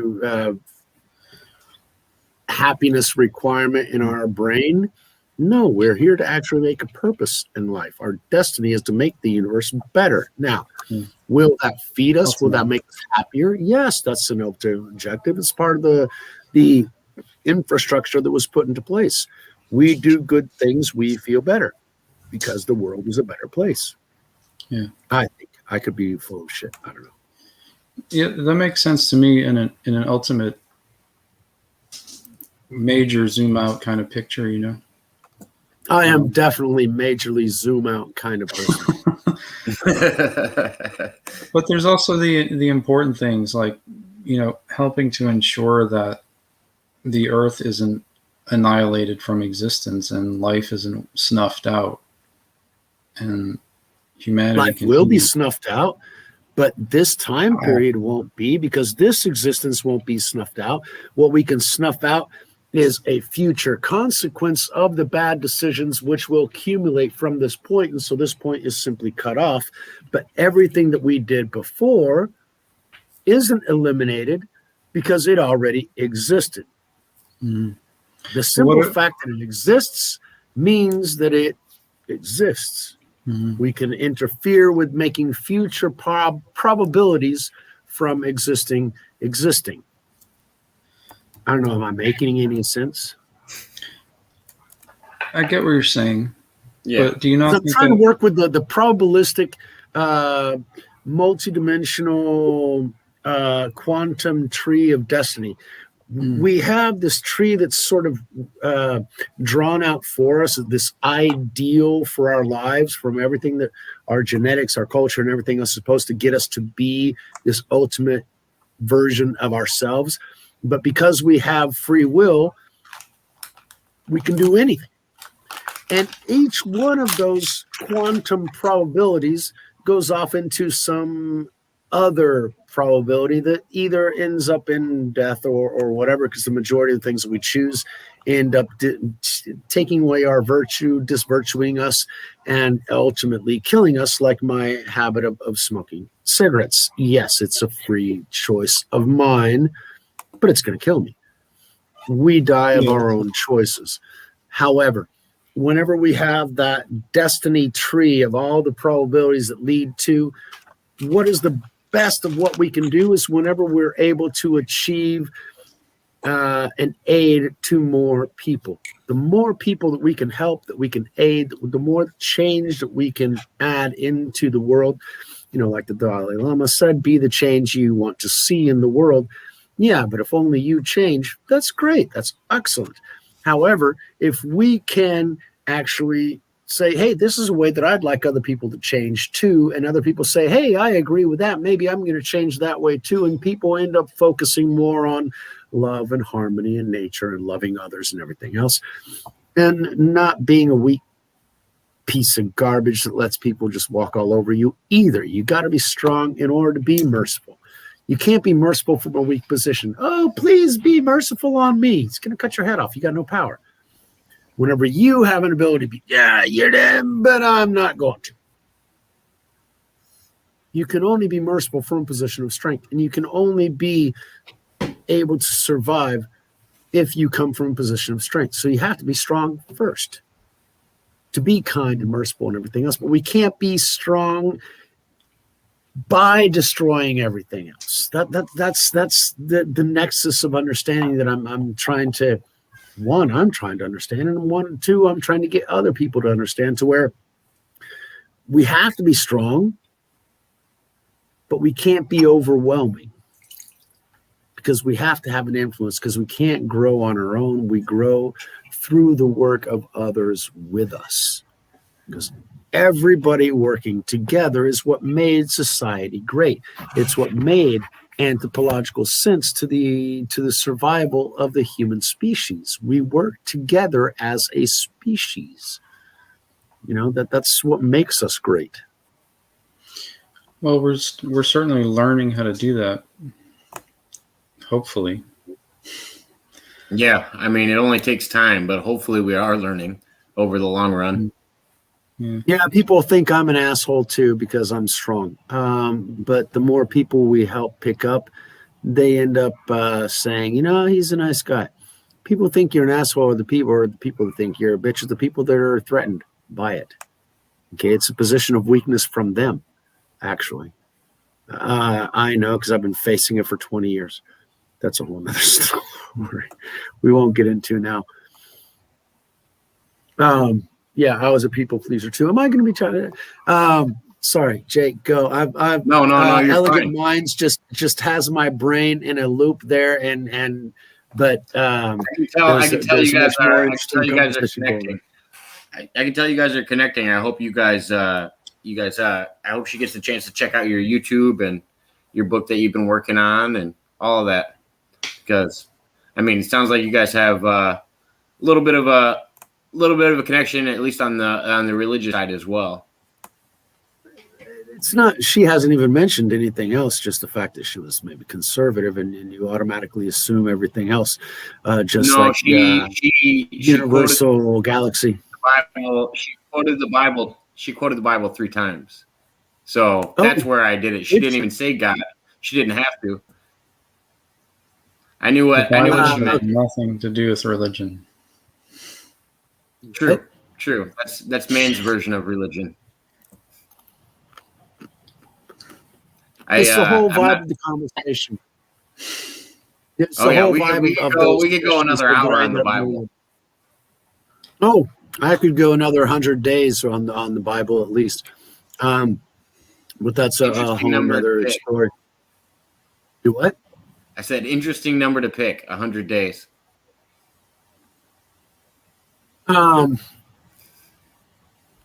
Yeah, you can pretty much figure out a person in 100 days. Like, for example, what the fuck has Biden done in 100 goddamn days besides stumble up the stairs, do all kinds of fucked up bullshit, screw up all kinds of peace agreements that we already had, get into bad fucking deals that we'd already gotten out of, fuck over the unions that actually voted for his ass, screw over the border, starts importing children to every single part of the country using the military to actually do.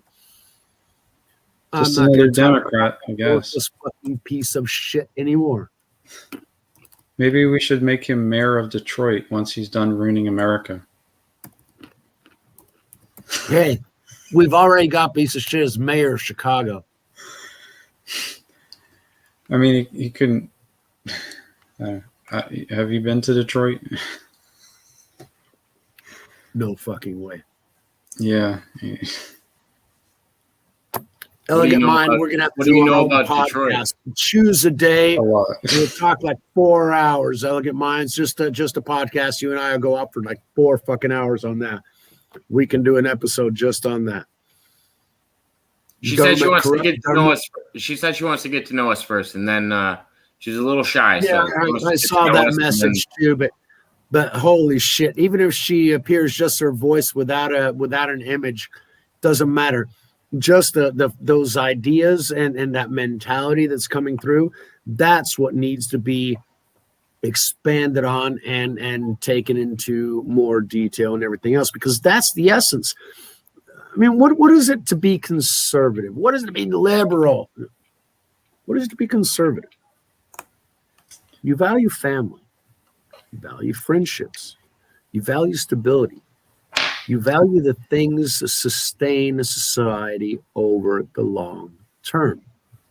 Now, once you establish that stability, the problem is that there are outliers that want to, definitely Michigan was lost because of them, but, so was Wisconsin. We got 5 states that will flip, and we'll have a whole nother 2021, baby. So Elliot Mind, my biggest following with the Detroit thing and the Michigan thing in general was following Steven Crowder. I don't know if you follow his YouTube channel at all, but he lived in Michigan. He knew the mayor. He knew where the corruption was lying. He watched it happen to his grandma during the pandemic, and that to me was solid evidence. And then he went and checked addresses at specific locations in Michigan, and some of them weren't even real addresses. His YouTube channel got pulled down because of that episode. I watched that episode. It was awesome. Yeah, it's wild when you actually back information up with evidence that you can get pulled from YouTube.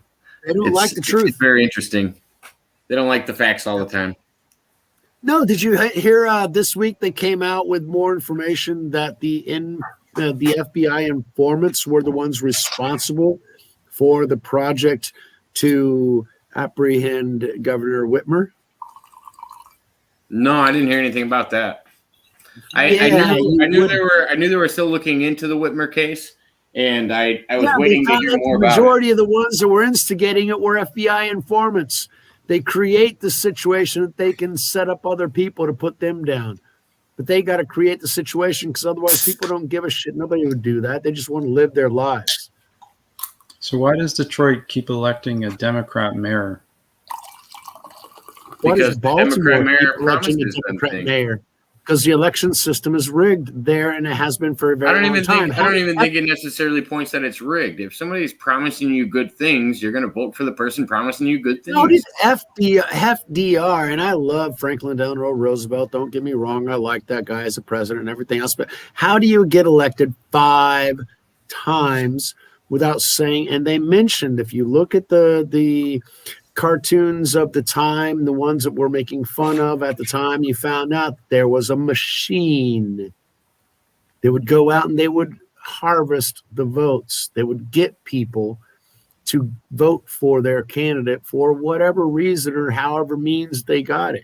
FDR had, as Joe Biden would say, the most complete and inclusive election fraud system in our history. And that was actually a quote from Biden. The most effective and inclusive voter fraud system in our history. This directly from the guy who doesn't know how to fucking lie because his son's a crackhead. He wasn't lying. It was one of those Biden gifts that everybody his jokes son about. Is one of the most intelligent people he's ever met. This fucking crackhead that sold art for $500,000 to God knows who, because we aren't allowed to know. Hunter Biden is a lovely person. Hunter Biden is not somebody we should be talking about. I don't know much about Hunter Biden, and I don't want to speculate on him. But I assume it's one of those roads that we shouldn't travel down. We could talk about how awesome Nancy Pelosi is too while we're at it. Oh yeah. Speaking of Nancy, didn't she just get CV from the Democrats that fled AWOL from the Texas, their duties as Texas senators and that sort of thing? Biden's an idiot, not a puppet. We could also talk about how Oprah would make a great president. Her and The Rock, they should run together. Yeah. The Rock Yeah, would be yeah. her bitch. He would be perfect for her. Because, we really need a woman who's going to sex traffic all of the reasonably attractive American women to Jeffrey Epstein. Wow. Do you Isn't think there's a guy Jeffrey there? Epstein already Because dead? whoa, hold on. Michael's got to elaborate. How would she on this traffic because- him to somebody who's already gone? Michael, I feel like you have more information here. You're leading into something. Explain a little bit more. Otherwise, I have to be like, these are just our opinions. If you have more information about this that you would like to talk about. These are all opinions. Let it roll, Mike. Well, we all know Oprah wants to be president. I mean, she's been talking about it for a long time already. Yeah, exactly. And, I mean, there are pictures of her with that Epstein guy and other people who've been involved in sex trafficking of Hollywood actresses and etc. The initials of her name might also have been on a plane registry that I can note. Yeah, so we really need somebody like that in the White House, I think, don't you? It would be perfect. I think it would fit into the grand scheme of things. That The way that couldn't they're cause going now. that couldn't cause any problems whatsoever. I mean, that wouldn't basically just probably ruin the whole planet once again, right? Right. What, when we find out that every single person in charge is corrupted and controlled because of their freaking most banal urges? Sorry, I jumped in. Did I miss something?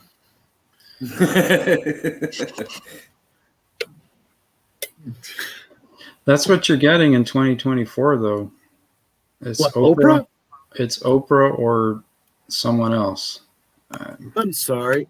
2024 will be Trump's third term. That's not going to happen. Well, I already know my vote's either going to Michael or Andrew.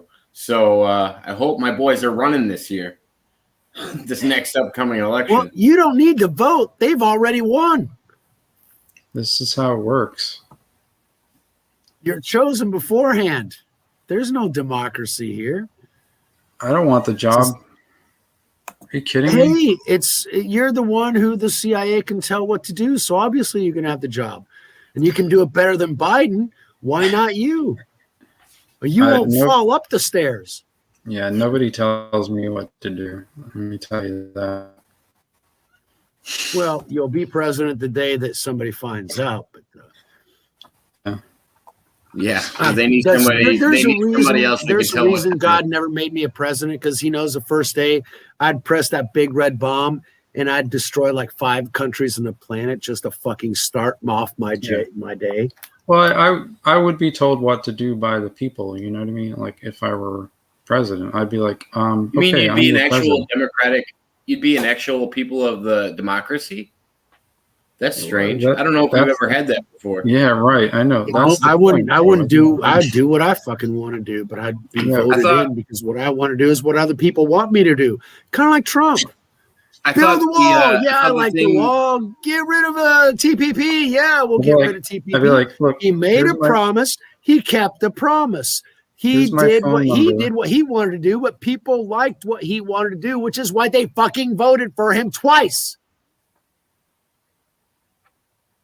Well, I mean, at the same time, I always felt like politicians, in order to get elected as president, have to make you a bunch of promises and then not fulfill them once they become president. Trump was just a fucking badass that everybody wanted us to be his president for 20 fucking years. I remember when, the Playboy articles where they would ask him if he wanted to be president. We've been thinking about that guy because he knows what this country freaking needs. He's not a politician. He's got all the shit that he needs. That's the thing we like about this motherfucker. Yes, is he an asshole? So am I. So big fucking whip. He still made the country great again. This is the thing, though. Like Trump, and you guys don't know it because there's so much censorship, but Trump was really great at reading my MySpace page and regurgitating everything that was written on it in 2001. You know what I mean? Do you still have it posted? Oh, you've made new pages since then. Man, Yeah. I wish I could reference that because I wanted to check that because I sure could see his team doing something like that. Like, That's oh, what who's they got do. good words out there? Of Let me course go they grab would, up. because Trump also traveled through time. Yeah. Well, His I lived uncle in. had fucking Tesla's Don't notes. don't man.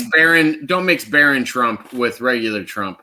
Barron No, Trump. no, is Barron different. comes later. City at that point. Barron comes later. He wasn't old enough to do all that shit, but he still has the knowledge. He'll still Well, go back. I wanted to jump in on this earlier. We were talking about Tesla, and I wanted to ask both of you guys, what do you think the significance of Trump's family ending up with his documents and his research when he passed away? Probable. What do you think the significance of it? How do you think it helped them? Was it just a financial gain, or do you think they just sold off that information, or do you think it was something they actually Was utilized? something they could sell off. He didn't have access. He didn't have absolute access to it. He had access to study it. Yeah, I think I it was gave him used- those documents because he was a preeminent professor in physics at MIT at that time.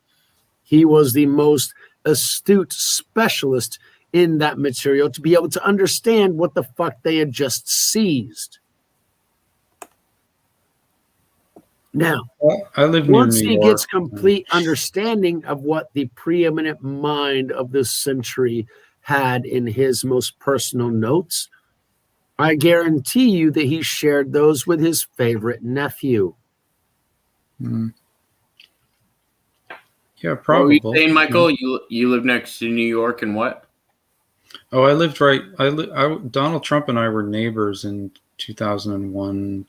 What year was it? Hold on a second. Actually, end of 2003 until pretty recently. Actually, I mean, I only relocated to California a few years ago. So I've been in, residentially in northeastern Pennsylvania, which is like basically the suburbs of New York City, for a long time. And the wall was a joke. I made a joke on my MySpace page about how because I got a lot of Mexican friends, by the way. I got some of my best friends in this world are Mexican Americans. You consider me as a friend? Well, we're getting to know each other. Let's put it that way, right? Well, I'm Mexican, so you can put me on that list too. Cool. Well, me, I'm being half Irish. It's pretty easy for me to get along with Mexicans. It's like we're the same people, But but yeah, what was I forget what I was saying, honestly. Oh yeah, the wall. It was a joke. I made a joke. I was criticizing sarcastically, humorously, the nature of the xenophobia that America basically became after 9/11 due to the insanity of the Bush administration. And I was saying, why don't we just put up a wall on the Mexican border? Realize how insane that is and absurd it is. It was a joke. And then next thing you know, we have I was a guy. thinking about a wall when I was 7 years old back in 79. Why? Okay. Because when I cross that border 4 times a year. I know that border. Laredo was a place where I crossed all the fucking time. I know that border. And it's fucking porous as shit. Yeah, it's Now, absurd. you have to go through another checkpoint, but those checkpoints are on the highways. If people go through the middle of the freaking desert, I went one time, there was barbed wire fencing. I'm saying, how can any real country consider itself a country when it delineates itself with barbed fucking wire? Well, I noticed it in agree. media. I noticed it in media. I was seeing it in films. Just this is kind of a weird comparison, but the rape culture I see promoted in films is like a jail rape culture, like man to man. It's funny, blah, blah, blah. We'll laugh about it. I also saw that That's with fucking border- funny, bitch. Well, no, I'm just saying that's what people do in the U.S. They make jokes about it. I don't know if you've ever seen Chuck and Larry with Adam Sandler. They always make jokes about dropping the soap. Half Baked is a great example. They make jokes about dropping the soap all the goddamn time. Soap on a rope. There's a reason for that. That's why you keep it on a rope. That's right, bitch. But the There's reason I also a make that reason for people comparison- dropping their fucking trousers half down because it's a sign that they want to. But that's a The whole reason I other make that fucking comparison, story. though, is we do that same thing with our border agents. We hire this force to protect our borders, and their job is to literally stand there and watch people come by. That's what it used to be. Like, I think it's changed since then. But yes, we used to can't watch people. ever We be. jokingly watch Do I people- build a wall on my house to watch people come in and out? I watch animals Not- come in and out. That's because not I why you allow have them. a door on your house, but that seems I don't to have be a the way door that on my our- house. I have a our US fucking border is wall operating. around my lot. For That's what I'm somebody saying. to But actually what I'm get saying to is the you have door in my protection. house, they had to get through a lot of shit to get there. You have protection on your house because you want to monitor the people that come into it. Our government isn't actually doing that with our border. Our border They never is were, an and I was screaming about that when I was a kid. Our 'cause border I is an knew what ideology. It's meant to be there in order to deter people from just walking in. But we're not necessarily. We needed a wall, really. You need, and to be honest with you, we I think we need a need more wall than on the that. I northern think the border wall- too.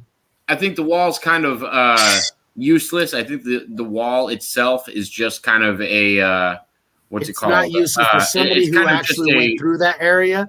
Barbed wire is a lot easier to get through than fucking 10 feet of steel. I feel It's like a you're lot living. I feel like fucking you're living different. 20. I feel like you're living 20 years in the past. El Chapo was building mines going under the border, and he was literally on train carts driving pounds and pounds and thousands of dollars, millions of dollars worth of drugs. That's what he was He doing. drove his own ass out It of the didn't matter. prison. He didn't worry On about a climbing wall. motorcycle. He didn't worry about going over a fence or a wall or any of that. He But he had just to had go different further worries. I down think to we get need past to- the U.S. and they still got sensors. They still know. They locked down lots of those houses that were close to the border that actually were the end of tunnels. Yeah, it's a constant war. Touche, Sorry, on your Elliot mind. Mine. Touche. You're right. I've You're never had a right. fight with any Mexican person in my life. I mean, I've had lots of them. yeah, I never have. It's like, dude, let's go have a Corona and just chill out. It's fine, you know, we can get along. You're not Mexican. That's the whole point. I mean, I remember I was brought up in the States, right? And I go back to Mexico to help my dad with business. And so I'm in my 20s. And there's this fight in a roundabout, a traffic circle. So I stop the car, and there's like 20 people watching these two guys just sitting there. And that guy, I start going in there to try and like make the peace. Yo, folks, what's going on? Let's figure it out. Let's talk this out. This old lady, I'm saying old, she's my age now, like 50 something years old. And she goes, hey, calm down. Let them sort it out. That's the way it is in Mexico. You hit somebody's car, you get out, you beat the fuck out of each other, and then you get back in your car and you go on, and each one pays for their shit. And the dumbass who hit you learns his lesson. He doesn't do something stupid in the future, or maybe not. That's the situation in Mexico City. That's what I grew up in. Okay, you don't trust the police to solve your fucking problems. The police are going to take money out of both of y'all and put both of y'all in prison. There you Police go. don't fucking help. You try and sort your shit out yourself. And when you don't have insurance to sort out, you sort out with, you punch his fucking face in and you feel better. That's the way shit gets sorted out. Now, does that reality mesh with ours? Yes and no, depends. Should Hey, we Dr. be able Rocco, to separate hey. different places? We need walls, man. We need and to be honest with you, we need a wall with the Canadian border because that Canadian fucking prime minister, Canuck, freaking traitorous piece of shit, has already given the Chinese hundreds of thousands of people the capability of having tons of people on our border ready to come in. Why? Because he's a fucking worthless piece of shit and he caved into the Chinese. That's a Listen, really long border, though. I mean, Before Yeah, you guys it's a start really talking, long border. The Mexican. Do you know how fucking big the Mexican border is? And yeah, of course. they've almost got that one shut down. You can shut down the Canadian border. Canucks That's not aren't gonna- that fucking tough. That's not going to Before you stop a start- million Michael, times. Michael, before you start talking about that, I wanted to let you know that Rocco wanted to let us know he had some technical difficulties and he got dropped out. He wanted to keep talking to us though. So Okay, I was wondering about that. I was curious. yeah, no, he just Rocco, messaged next us to let time us you're know. welcome. Show up. Yeah, no, he's planning on coming on again, and we're going to schedule something, and I'd like to hear what he has. That'll work. I want Elegant Minds on. Oh, I have a feeling she's going to open up to us one of these times. Yeah, I look young for 50. It's because that I have no fucking responsibilities and I'm still infantile and basically adolescent mind. I just took a lot of drugs. That too, yes, that too. But I can't admit to that on YouTube because it'll cost me jobs that I don't have and reputation that I lost a long time ago. I spent a lot of time in Amsterdam. I went 3 times there, couldn't ever fucking smoke because I was with my parents, my wife, or whatever, and I couldn't ever fucking smoke. God, I should have taken advantage of Amsterdam.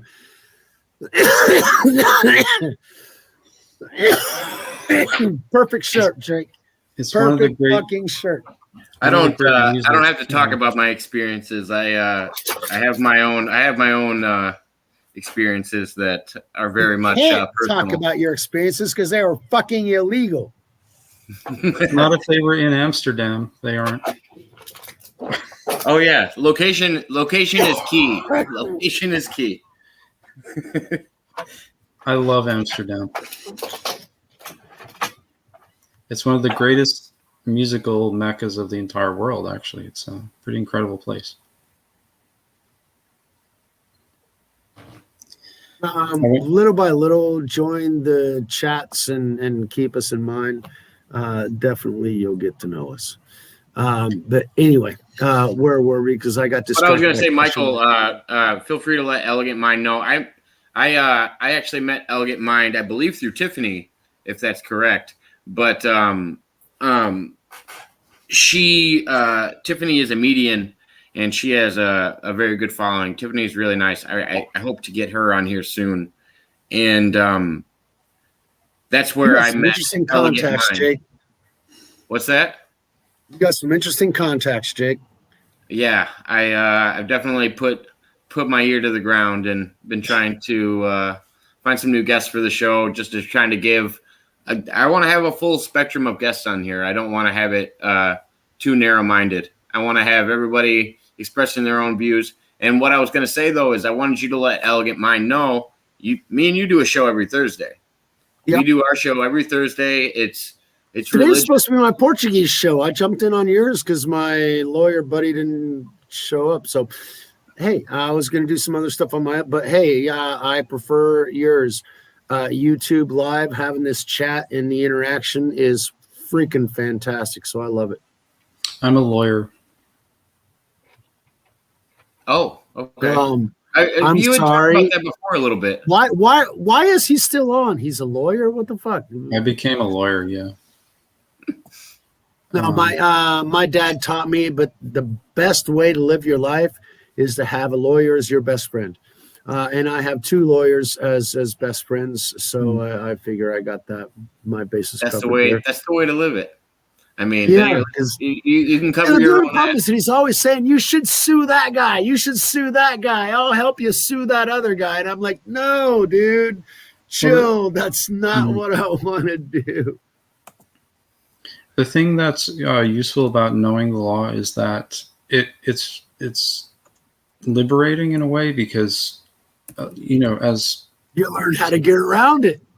well, it's not necessarily that, but as a non-lawyer, I suppose beforehand for a long time, you develop and are taught these kind of false impressions of the nature of our legal system systems, and you just tend to go on the assumption that they're true and that this is how it is. True. But when you actually study it, you realize, well, it's a lot more flexible than people realize. It's not as rigid, and people just kind of believe what they're taught a lot of the time, which is just patently false. The law is there to really protect you in a lot of ways. Should be. It's twisted to protect those who don't need protection. True. Well, people, not really. The people who need protection can't pay for the protection that they need. And the ones who don't need protection have the ability to pay people to make sure that they no longer need to be protected because there's somebody else with a legal freaking loophole that will protect them against anything. It's whoever buys protection, unfortunately. But money isn't really the solution to that. It's other things, and money as a protection. It's kind of a false notion as well. I mean, you need some, but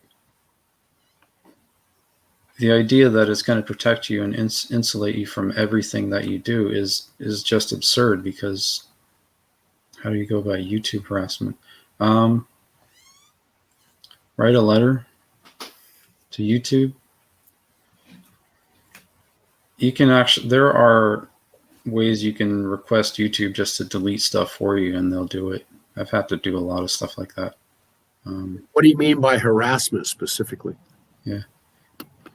If you feel like talking about it, it might be one of those subjects you don't want to talk about.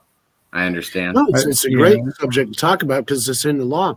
Now, right now, there are all kinds of lawsuits going up against Twitter, against Instagram, against Facebook, because they're censoring.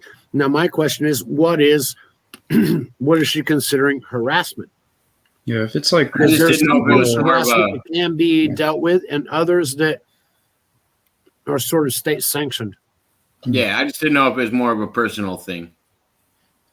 well, if it's real legal bona fide harassment, you should probably contact the authorities in that location where that person is, if you know where that is. And yeah, I would treat it like you need a restraining order. Just I would treat it like regular order allows you to make harassment. sure that nobody comes anywhere close to you. that can be issued, but it doesn't even have to get to that point necessarily. You can literally just contact law enforcement, and they will go and talk to that person for you and say, Well, yeah. "Look, yeah, I agree with Michael. Don't treat it like a YouTube case. Treat it like a law enforcement case, and hopefully that the police in your town or your district are going to be, attentive to that. Then again, what is stalking? I mean, when I was 17 years old, I'd camp out outside of my girlfriend's house and just watch what she did. Yeah, that's really cringy, and that would be considered stalking. But I didn't want anything bad. I just wanted to know what she was doing because I wasn't in her life anymore. And after a while, I got on. I did other things. you could just block this person." So stalking could be short term, or it could be like those stalking to where they want to control you, they want to know everything about you, and they want to do it. That one can be different. That one can be more dangerous. They can find whatever. For example, there was a guy who was parked outside of my house for 3 months. I eventually took a picture of his license plate. Why? Because he was stalking the house. They finally found out what a weakness was, and the 1 hour out of the week that I wasn't in the house, and they came in and they took the place for what they could until security showed up. So Elegant. stalking have different levels. Elegant. With you saying that the police station that you filed it with kind of laughed at you about it, what I would say is you need to go to the next higher authority above that local precinct, and then move from there. And then also, if you have to take YouTube or Google account measures, then I would also say to exercise those. But hopefully, you can go to a higher entity if your local police aren't actually handling this problem. Right. Now, this person changes their identity on a constant basis. Yeah. The truth Now about that- all that is that is some sickly fucking stuff. Yeah. That goes beyond what I was talking about. I mean, that's And that's hard to monitor for the police as well. So no, it's one of and those it's things you not might wanna unless share he's with- actually done something wrong. The police can't actually do anything about it. I'd say hire a couple of ex-football players, go there and beat the fuck out of him, and tell him stop fucking around. And violence usually generates certain solutions. That is a very No, I don't bad idea. recommend violence, but at the same time, yeah, it solves a lot of fucking problems. You did. No, I never He's encourage any physical altercation between an ex and their former relationship participant. No, hire other mercenaries to do it for you.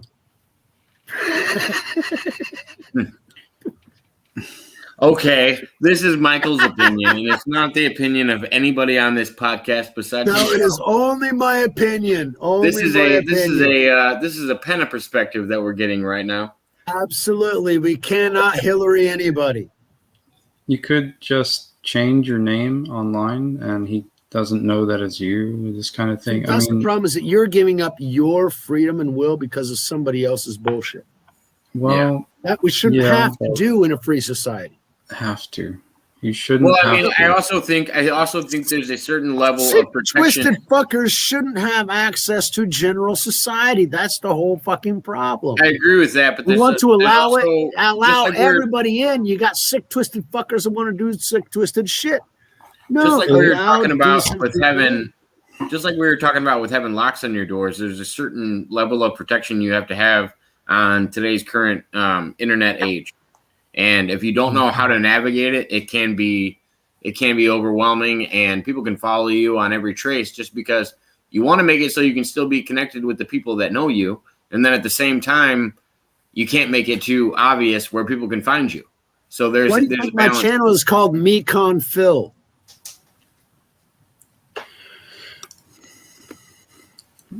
There's a lot of precaution that you can take, for sure.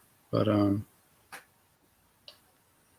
mean, you can do a lot of things. It's just don't fall into the realm of you're doing something illegal and thus you get in trouble. Exactly. Like that can be used against you. You know what I mean? The question is this: she already changed her name once. Yeah. She's going to keep changing her name to keep avoiding this motherfucker? No. The thing is that she needs to stand up and say, no, this is where I'm at, and this motherfucker ain't allowed. You have national borders, and you have access to who has access to those borders. Sure, You should but be able to do that. you know, this is all idealistic, and while that's good to aspire to, maybe the reality of it is that we live You're in as a different lawyer, kind of so world, what you kind know? of legal recourse does she have? Well, I would have to analyze how serious the supposed harassment is. First of all, on what The more level the more we're hearing about it, it seems to be pretty in depth. But I don't know what the conversation is between, if it's just a matter of wanting to know her location and whereabouts, or if it's actually more abrasive than that. Yeah. Oh, You could no, do- I've got an ex-girlfriend that I'd like to know where she's at, and she's completely hidden out. She changed her name and everything else. I know a couple of friends that she had, and I'd like to. Why? Well, I'm glad you're It's healthy been enough 25 not to fucking worry years, about but I'm that. still curious. I'm glad you're healthy enough not to worry about that, though. It doesn't take up a portion of your day. It shouldn't. Shouldn't is the it operative doesn't. word, But then you know, again, it's nothing takes up a portion Exactly, of my Michael, day I because I'm agree. completely It's an operative word. self-absorbed. I'm completely self-absorbed. Nothing takes up my day other than what I want to take up my day. You know, it's also kind of unrealistic to expect society to do everything for you in a lot of ways. You know, police to do this and this and this and this, and companies to do this and this and this, because there's so much of this and this going on that to keep up with it is virtually impossible. So, For example, we ultimately, have an example right now. the responsibility. Somebody falls is on you. hacking into our shit.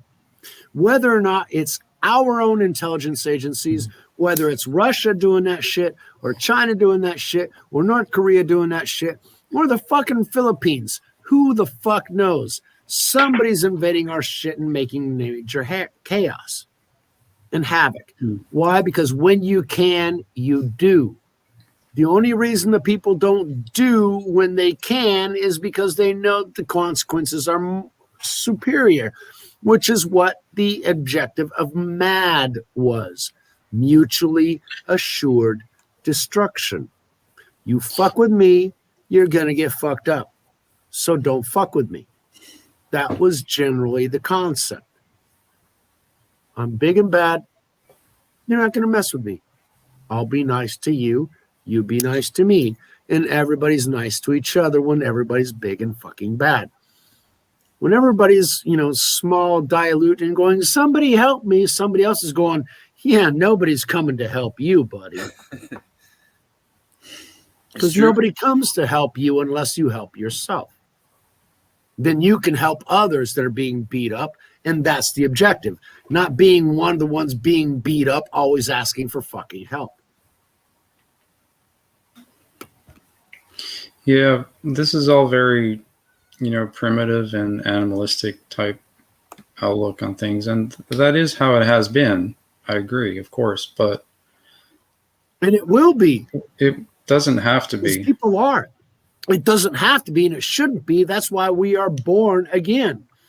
That's why we sacrifice our human perception and try and have something bigger and beyond ourselves, because it allows us to be better human beings. Mm-hmm. Otherwise, we are subject to our animalistic nature. And as long as this world is ruled by those in the animalistic nature, the only way to get better beyond it or defend yourself from it is the animalistic nature. If I'm not violent to begin with, I can't be calm and philosophical behind. I mean, I agree with you on some stance, but I don't want it to have to resort to that. Absolutely. I don't want to either. But if you can't guarantee that part, you can't have the other option. Because some asshole is going to take advantage of your weakness. But there has to come a point in human thinking, the evolution of human thought, that there is a solution somewhere, and we must collectively adopt it and work towards it. He lives, getting back to Elegant Mind right here. He lives in another state. Yeah, the cops aren't going to help you because that's out of their jurisdiction. And violence isn't going to help you because he's stalking you virtually. So I had a friend of mine. Violence might not help you in a lot of aspects, legally, physically. At all. She might not even have the capability of the violence that you're speaking of. 20 years ago, I was selling this virtual ID. It's biometric identification. It was called Lockout. Okay, and thing is that when they started to hack somebody's computer, the way that they fought back was they hacked their computer back. And they screwed up more crap than what they tried to screw up when they cracked their computer. Basically saying, don't hack us, hack somebody else, because you're going to get screwed when you do that. And so when we're dealing in a virtual world, then maybe the guy has to have virtual lessons. I don't know. I mean, it's not about physical violence anymore. We live in a virtual world. The virtual violence can be a lot more damaging than the physical. I mean, just look at the pipeline that was, what was it, Independence or Concord or what Keystone? Was it, the pipeline? Huh? Keystone? No. That was blocked by Biden, that fucking piece of shit. The pipeline that was knocked down between Texas and New York a couple of weeks ago, that was hacked. And so it made gas prices skyrocket. Okay. They're going to be doing that now that they've got cyber Polygon going on last week from the World Economic Forum. We can expect that they're going to activate that program, which is going to be massive, huge hacks of everybody's computers and virtual systems and everything else. And that's a way to where You can actually intimidate somebody who's stalking you virtually. Okay, find a hacker to break it into his computer and say, "Look, stop bothering me. Piss off." Or let him stalk you. Fuck it. Who cares? As long as he's not saying anything or doing anything, let him watch what he wants to fucking watch. That's another option too. So I don't know in which band he was going. He's going to visit you. You still want to talk to him, and you're afraid of him stalking you. I mean, holy fuck. Yeah, that's not going to help you if you're going to let him visit you and you're accusing him of stalking. You have to draw a line somewhere, basically. And exactly. Yeah. Get the fuck away from me. Physically, virtually, everything. Forget me. Don't even just go. And So it has to be done. So I want to jump in here, and that's why I put that post up, because I didn't put it up the first time she wrote it, because that kind of diminishes her story. You don't invite somebody over that you're trying to get out of your life. And especially men. I'll be the first one to tell you, the last thing you want to do is keep a guy on the hook. You don't understand. We're thinking about it as guys. She's thinking about it as a woman. It is completely different. As a guy, you don't invite your enemy over because you know what the fuck your enemy is up to. Women don't have that mentality. Women believe that they can still win people over, that people can still be brought to the good side. No, that doesn't exist. I would say the best thing, Elegant, I would say the best thing is not letting him know your current location anymore. Maybe you have to change location. But he doesn't, but he still follows her. He knows. He knows stalkers do that. Yeah. I moved to California, so you can move, but I would say the best thing to do is cut off ties, because anytime you leave that option open. I moved to Brazil, but you can't run away from everything. You can't run away from everything, but also don't leave that fish on the hook. If you leave that fish on the hook, he knows that what line he's on. Loose. Exactly. Well, you can always run to something better. No, you don't run. You go to something better and you leave something behind. You can't run from something and pick something else up, because otherwise you're still running. You can't run. You have to face what you have to face. And then when it's dealt with, you can continue on in your path. Because that thing that you have to face is either in your path. Or if that thing that you have to face is not in your path, then fuck it. Go on your path. And that thing that you were supposed to face, it doesn't matter, because you continued on your path and it doesn't matter anymore. Exactly. As long as it's your path. You don't want to start a path to fill a void. Just to have vengeance. No, fuck that. Exactly. It deviates from your path. Find your path, which is your path to your destiny. Each step that you need to make your life better and more significant. Period. The end. Sorry. Exactly. And of course, there's a lot of stuff you can do legally there to stop that from happening. You don't want to. You definitely don't want to make any move that will make you look like the bad person in this, because that could give you legal problems. That person could be crazy enough to use something against you, like legally, use some legal precept to create problems for you. That happens all the time, where you're the good guy, someone's giving you a hard time, and they find out something about you, like, say, I don't know,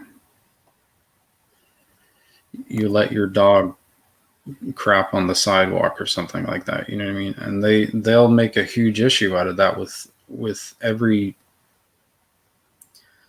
bit of the law that they possibly can, and then you end up in legal trouble because of that. And so you kind of have to measure it as well and see if it's actually worth doing anything, because it could bring something back upon you as well. That's another thing you got to think about. Karma's a bitch. Karma always has a way to come back and biting you in the ass. Mm-hmm. Yeah. You do reap what you sow. Absolutely. Well, Now she's moving again. The problem is she's moving again. She's blocking again.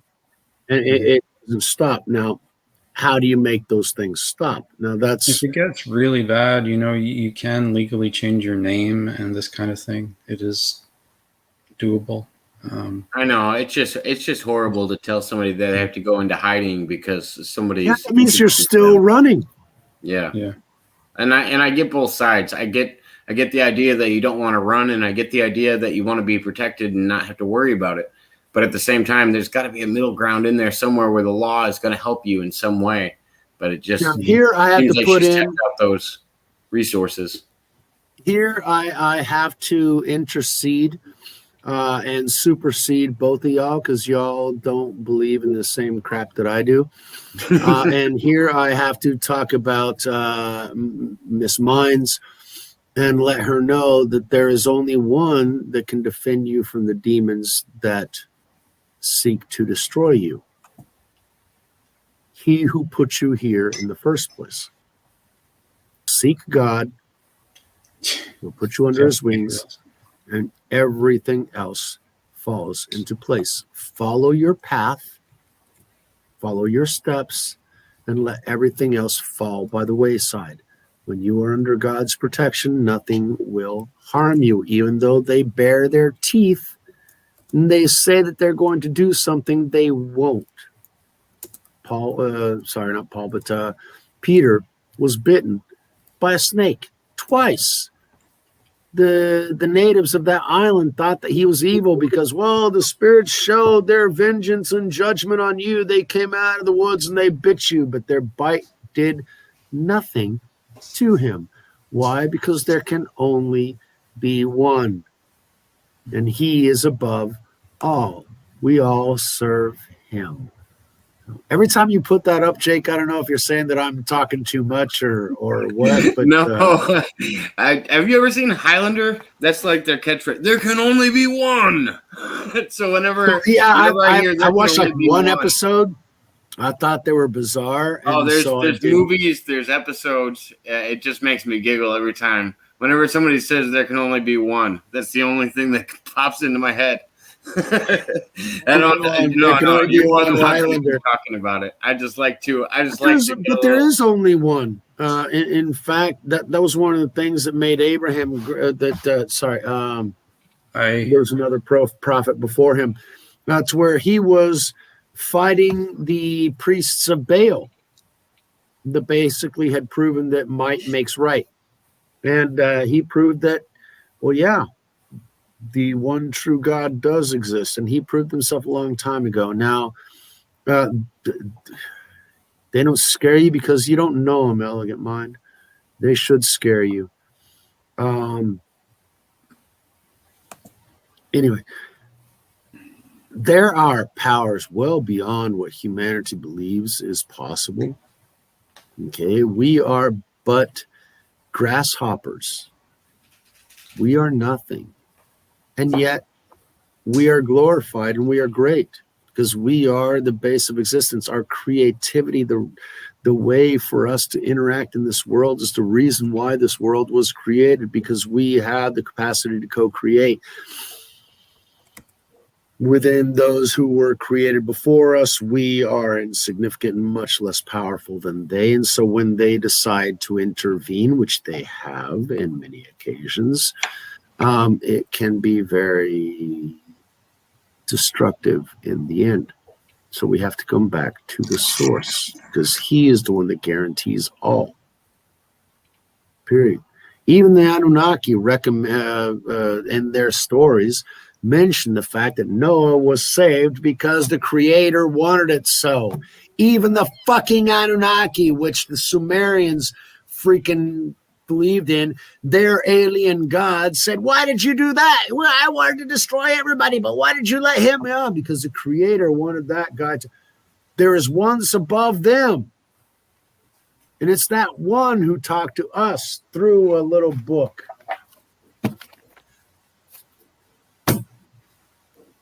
He's been talking to us for a long fucking time, with people listen to him or not.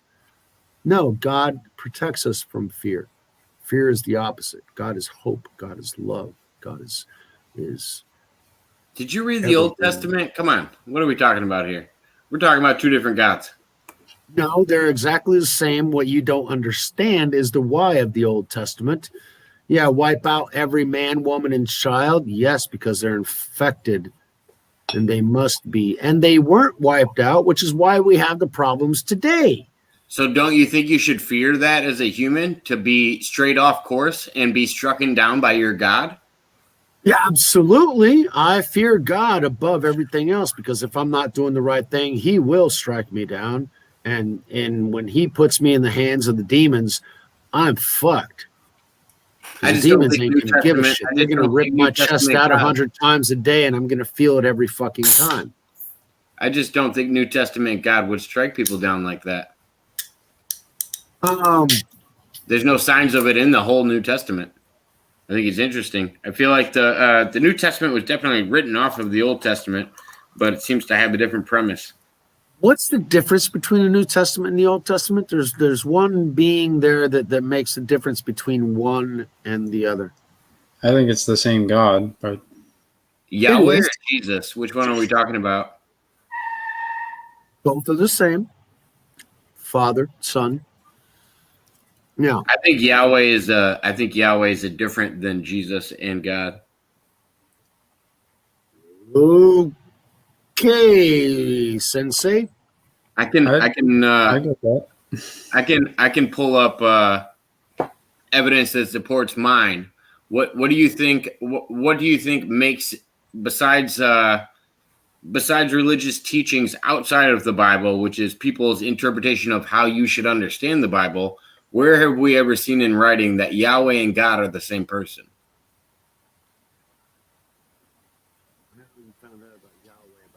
All right. John 1:1. John 1:1. Let me see. I want to pull it up. Keep Make you guys sure- can keep going. I want to pull it up just for reference, just to Make make sure sure. it's we're a not- make sure it's a good translation first, though. That's important. Okay, King James it is. That's a terrible translation. It was a joke. It's one of the best ones, man. Come on. Use maybe like the NIV or something. In the beginning was the Word, and the Word was with God, and the Word was God. He was with God in the beginning. The That Word being Jesus. that, sir, is a bad translation. Okay. All right. So give me the correct translation of that Well, one. it's important to I got go it right. into the Hold on. original. I'm to the pulling it up right language as now, well. and I'll If let you do that, everybody. You'll get a better sense. An interlinear translation would be helpful then if you're going to use that scripture or examine that scripture. I got it. Because it goes into the original languages and shows you that it's actually translated badly. I'm a translator, so I know that most people fuck up Very good. because I keep correcting everybody's goddamn problems and mistakes. Yeah, that was translated incorrectly for political reasons by King James, and it's been handed down to other Bible translations over time as well. Let me see. Wasn't the Septuagint one of the best CZ. versions? The Septuagint, the Greek Septuagint. Yeah, they that's- took 7 different versions to try and find one that was the same. Yeah, that's older. So definitely the older, the better. King James was only made in the 1600s or something, 1700s. Yeah, after Martin Luther translated into the Gutenberg Bible, Yeah. which So was if the first printed Bible. You got to go to like the oldest text you can get your hands on. Okay, so where would that These are all phrase different. differentiate from So- what would be the original Hebraic or Greek? So I don't know if can you guys see it pulled up right now? Yeah, I see it. Now I I see it. have the King James version. I have the ASV version. I have all of the versions that we can fathom at the moment, and this is their various deviations. Those are all Thank you derived very much, from- Jake, for this. All right, Michael, hit me up. Which one of these Well, versions are you talking about? Yeah, these are all problematic because they're derived from the King James translation, which is still later, you know. So you need to go back And older so where are than we the going to King. find another version? There's plenty of them. You can actually see. You name like, it. I literally have the list of all of the versions right here. What is Yeah. that Phillips version? The But Phillips version seems to be the longest. At the beginning, God expresses himself, that personal expression, the word was with God and was Consciousness. God, and he exists with God from the beginning. All creation took place through him, and none took place without him. In him appeared life, and this life was the light of mankind. The light still shines in the darkness, and the darkness has never put it out. That is Then what it would looks be like, more approximate to Jubal, my concept King of James quantum version. physics and on our perception of reality. yeah, this is a really actually it's strange because the correct understanding of this has to do with the condition that you find yourself in, which makes you more disposed to certain things. Trying Like, to figure that one out, Jake. I'm still reading that. Trying it blows my mind actually. That version, Yeah. the OJB version. Yeah, it's a little interesting to say the least. And they actually reference a version of Yahweh. And that's why I also think is interesting all the different versions of the spelling of Yahweh and his depiction.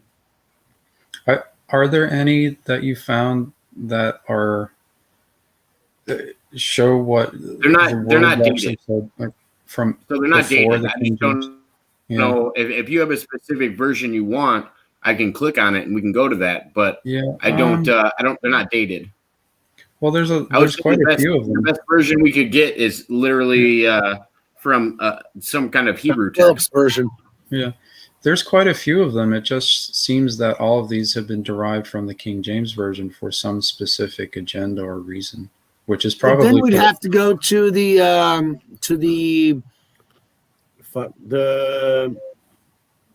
Dead Sea Scrolls. well, you can read those. You can read older texts from before the King James version. Like, they do exist. You can actually go look at them. I've seen a few, like right up in front. Jake, you're gonna have to send me a version of that Phillips. It seems a little bit more expanded than what I'm used to. So I'd be interested in that link, please. Will do. Thank you. But yeah, no, there's. So yeah, there's, I have a think tendency down of to it. I think the basing Bible. on King James student and my Concordia Lutheran study Bible. That's been the basis. Now, all the other studies that I've done on your Vedic texts and on studying the Quran and the Torah and also the Torah. But I was thinking more of in Confucius, the Tao. And that sort of thing to get an academic notion of the greater existence of reality, including Enoch and the Sumerian texts and everything else. Yes, absolutely. If you are under Elegant Mind, if you are under the wings of God, you need fear not any demon. Absolutely. However, if you're on your own thinking that we're big bad human beings and we can take them on without anybody's help, that's a whole nother story. Well, darn, guys, without even thinking about it, we're at about 3 hours and 45 minutes right now. I mean, 2 hours and 45 minutes. Sorry, we have 2 hours and 45 minutes alive. Holy crap! Elegant Minds, thank you very much for the input. It has been an excellent episode on your leads, definitely. There's a good and Michael. Definitely always a pleasure. That California. Say that again, Michael. Say that again, Michael. I couldn't hear you. Oh, I just shared a link in the private chat that shows the original common Greek languages of that particular passage, and you can see how the words are clearly different, but they're translated in some of them are translated as the same word when they're originally actually different words. So you kind of have to look at that one very clearly. Okay, I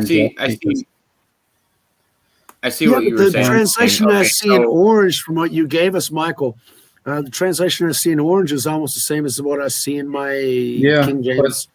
But the key thing there is Well, no. not to I look see. at Let me show. I'm going to show you in a second what Michael was saying, but basically the transition from Hebrew to English and the common understanding. There's not words that replace certain Hebrew words.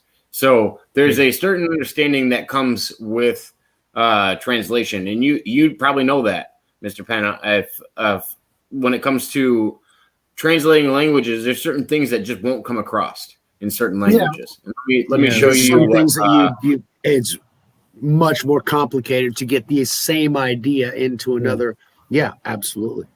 That's my point. And the point with that specific scripture, though, is that it was actually mistranslated intentionally by the King What way? James. That's what I want you to dig down deeper into. It was for political reasons, because somehow it was that King James just wanted more power and territory. I'm not sure the exact history, but it had to do with that. And well, a lot of people, but regardless,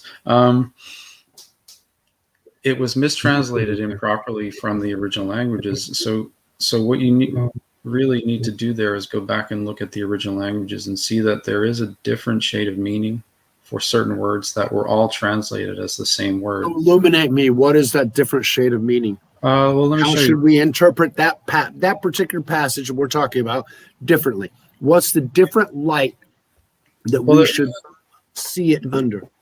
Right. The point there is that if you look at the words theos and logos, and then the word theon, or theos and theon especially, they're both translated as capital G God, whereas one of them is, if you actually, but they both have two different meanings, right? So you have to really kind of examine what each one. Theos, I would recommend, I would recognize as the Greek god. What is theon? What would be the difference between a theon and a theos? Theos, I recognize as the Greek word for God. What would theon be? There's God, capital G, and then there's God, which would be more correctly translated as lowercase g. Which one of is the N or the S lowercase g? I'm trying to. Let me jump in here. So I have Theon highlighted right now. Let me jump in here. I have Theon highlighted right now. The deity. Theos would be a lower, lesser denomination. Seriously, really? Divinity, I always thought Theos would be the bigger one. Figuratively, yeah. Theos is a diminutive. Interesting. Yeah. It's interesting. That was new to me. I learned something every day. Thank you very much, Michael. I am a minister. That's what I do. Yeah, you never mentioned in which church you were a minister of. It's not a church, so I'm not religious. Yeah, you're a minister. Correct. Well, a minister is just a teacher, so you don't have to be part of a church to be a teacher. Well, in that case, I'm a minister too. Hey, I'm a teacher. I teach right here. My mug says it all right there. Well, there you go. My mug says I'm a minister. Well, I'm just trying to qualify that a little bit with what I just was saying. I think perfect, and I appreciate that. Now, now let's see. That in the beginning was the Word, and the Word was with God, big G, and God, little g, was the Word. So it shows a different status between. So that means the Word was with God, the big G, and God, little g. Jesus was the Word, because Jesus is the Word through which this entire universe was. The interference pattern through which this holographic universe was created. That would be another interpretation that I would now draw from that same text, Would I be wrong or? That would Yeah, seem that's correct. the image that I was looking at. Exactly. That one So- right there. So they're different words, right? Yeah. So you got the first one. In the beginning was the Word, and the Word was with, in this case, God, big G, Theon with an N, right? The Word was with God, and God was, and here, Theos, little g, God was the Word. So there was a little g that was the Word. Is that what you were talking about, Michael? Yeah. So it's basically So we it got shows the that Word was with the big creator God, and the little creator God was the Word. right. So it's kind So of it's possible that there could be a little creator God and a large creator Which would be God. Jesus. yeah. That's what we were talking about, and if you So look at the Theon original, would be God, and Theos would be Jesus. Because the Word was Possible. with God, and the God was the Word. So which one is Basically. Yahweh? Or are they both Yahweh? Yahweh would be Theon, would be the Father, creator, Son, and the Father Holy God, Spirit. the big G. Well, because I think it's a cop out to say everything's Father, Son, and the Holy Spirit. I think that's a cop out. I think these are specific entities. God presents himself as a specific entity. Yahweh also does, and so does Jesus. And I think they all need to be recognized as characters in the Bible. Okay, now the Rastafari recognize Jah as a form of Yahweh. Yeah. So now we got the Rasta also talking about Jah as the same one. So we all got the same God, right? Is that what we're talking about? No, Rasta I'm referring to, man, let's I'm go referring to the party. Let's Christian. be in peace, man. That is good, man. I'm did you know referring that if to you repeat, the Christian Bible and or the Hebrew Bible, where they reference an entity known as Yahweh and they don't note his significance to God. I don't think they are the same.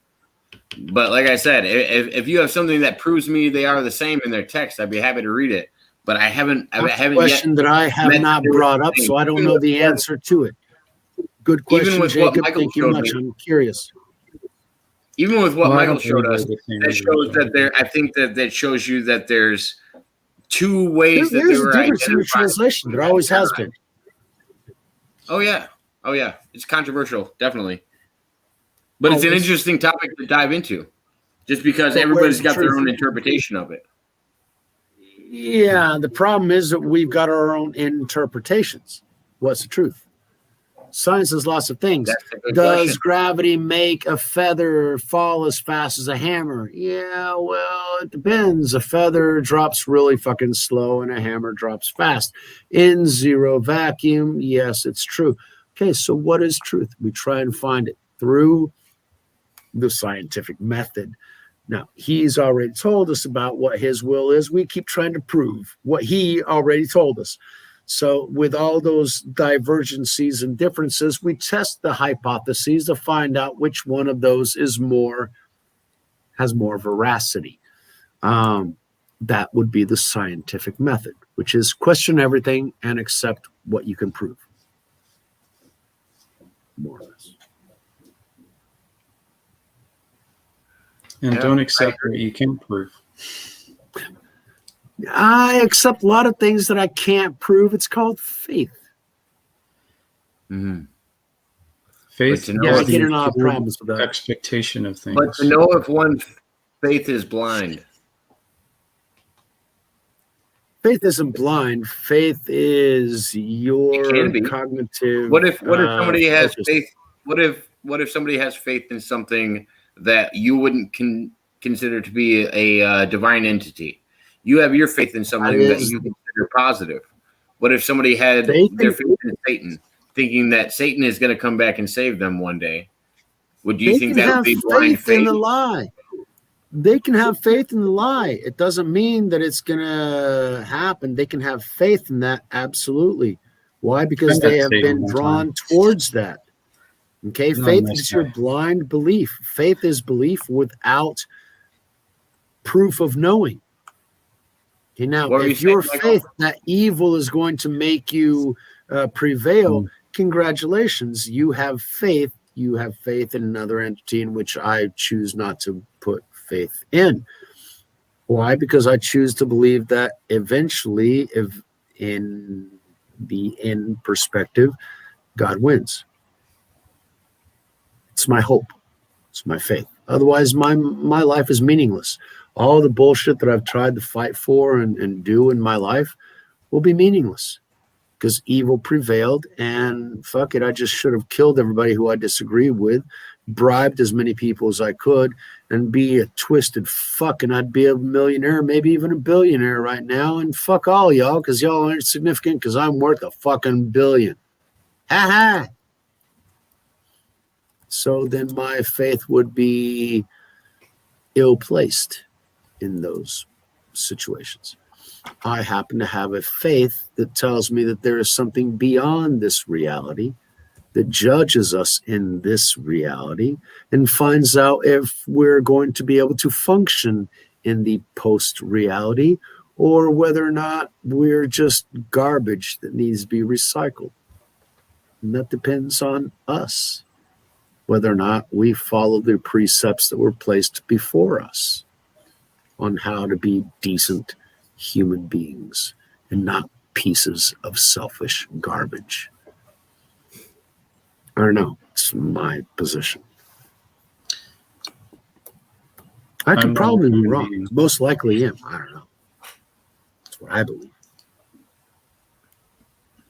I'm post-human. Well, You're Go ahead, post-human? Michael. What does your moonstone tell you, Mike? You're post-human? I'm a new creation. what does that A mean? new creation in Jesus Christ.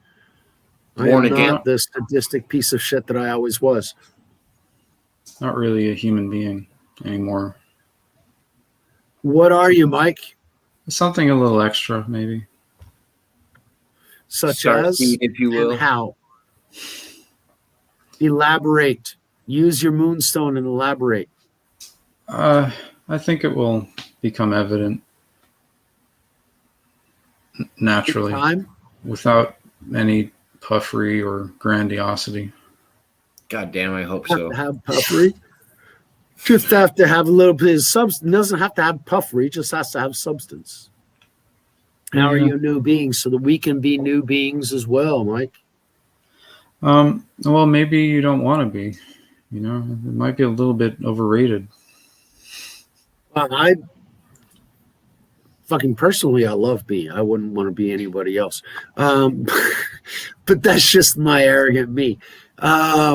There's one before me who is greater than me who says that I should be more like what the Father told us we should be like. And so those solutions I try and find when there is peace and justice and harmony and life. That's what I look for, period. Everything else is the thought experiment, and I enjoy it. But I'm looking for the Father, personally. That's just my really screwed up and fucked up perspective. Well, guys, I think we're gonna wrap it up. We're coming on to about 3 hours. I feel like that's a good time to wrap it up. I'm so glad to have you back on here, Michael McIntosh, because haven't had you on in a while. And Michael Pena, it's always good to have you on.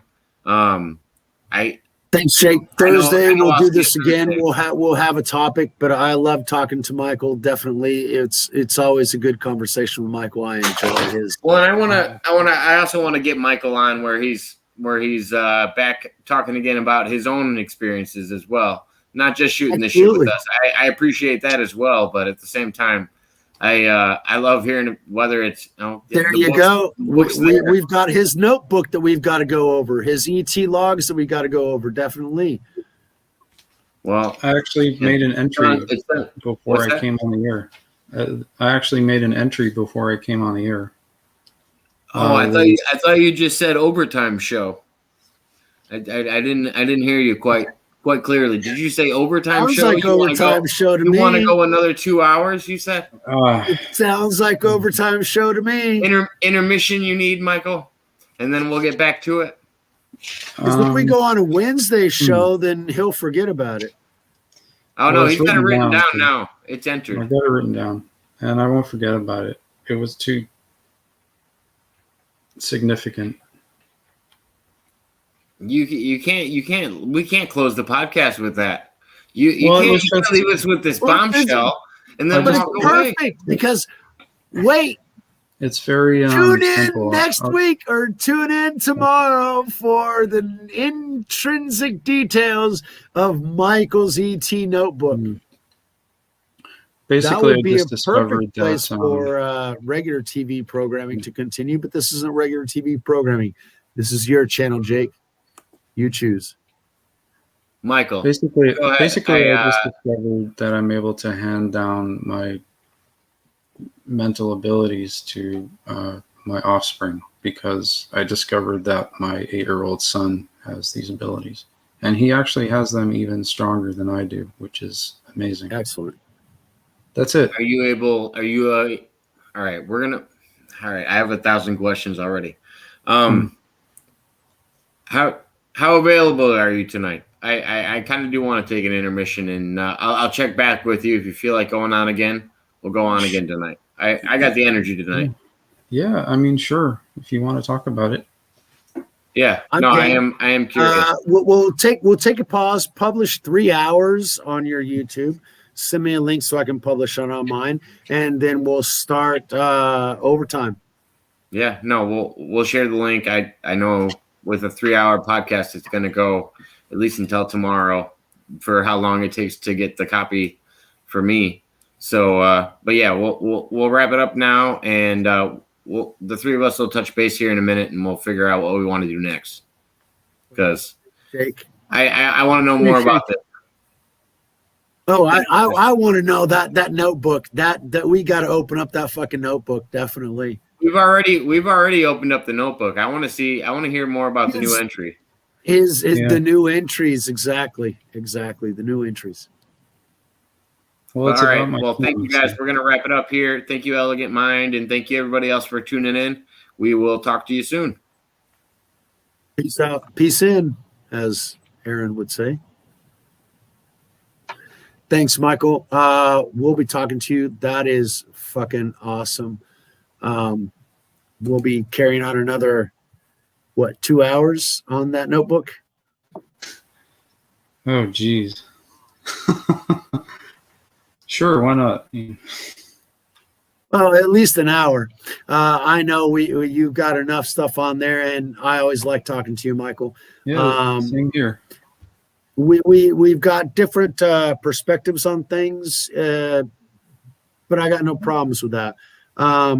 I'm firmly and concretely tied within mine, but everything else is an intellectual exercise that I enjoy, and it allows me to focus my chi, improve my consciousness, expand my consciousness, and be a better individual overall with a better understanding of the reality in which we are in. So I always appreciate any and all conversations with you, Michael. Definitely. Cool. Same here. It's you know,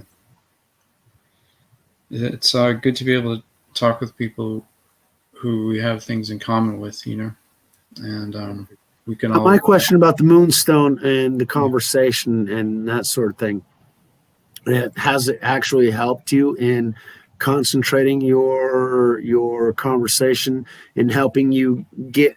Because one of the things that I was mentioning is that idea of, you know, all the other ideas and the perspectives of people around us and everything else.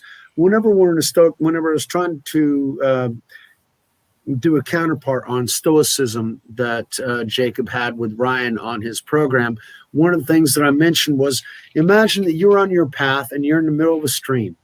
You let the water run around you. All those perspectives of all those other different people and all those other mindsets that your empath mind wants to please are water in the river. You allow them to flow through you. They will take some sand off your borders, but you continue walking forward through the water. You allow the water to flow past you, but you continue on your path. You take each step independent of the water that is flowing around you. That helps in communication. You have a message that you want to convey, you convey that. Later on, you found out what the turmoil of the waters did to the island, but you take your steps towards your path, regardless of the waters. And as an empath, I'm also an empath because I consider myself a chameleon for many, many years, because I lived in many different cultural realities and I had to adapt myself to lots of different cultural realities. And so I got lots of different perspectives that integrated my own.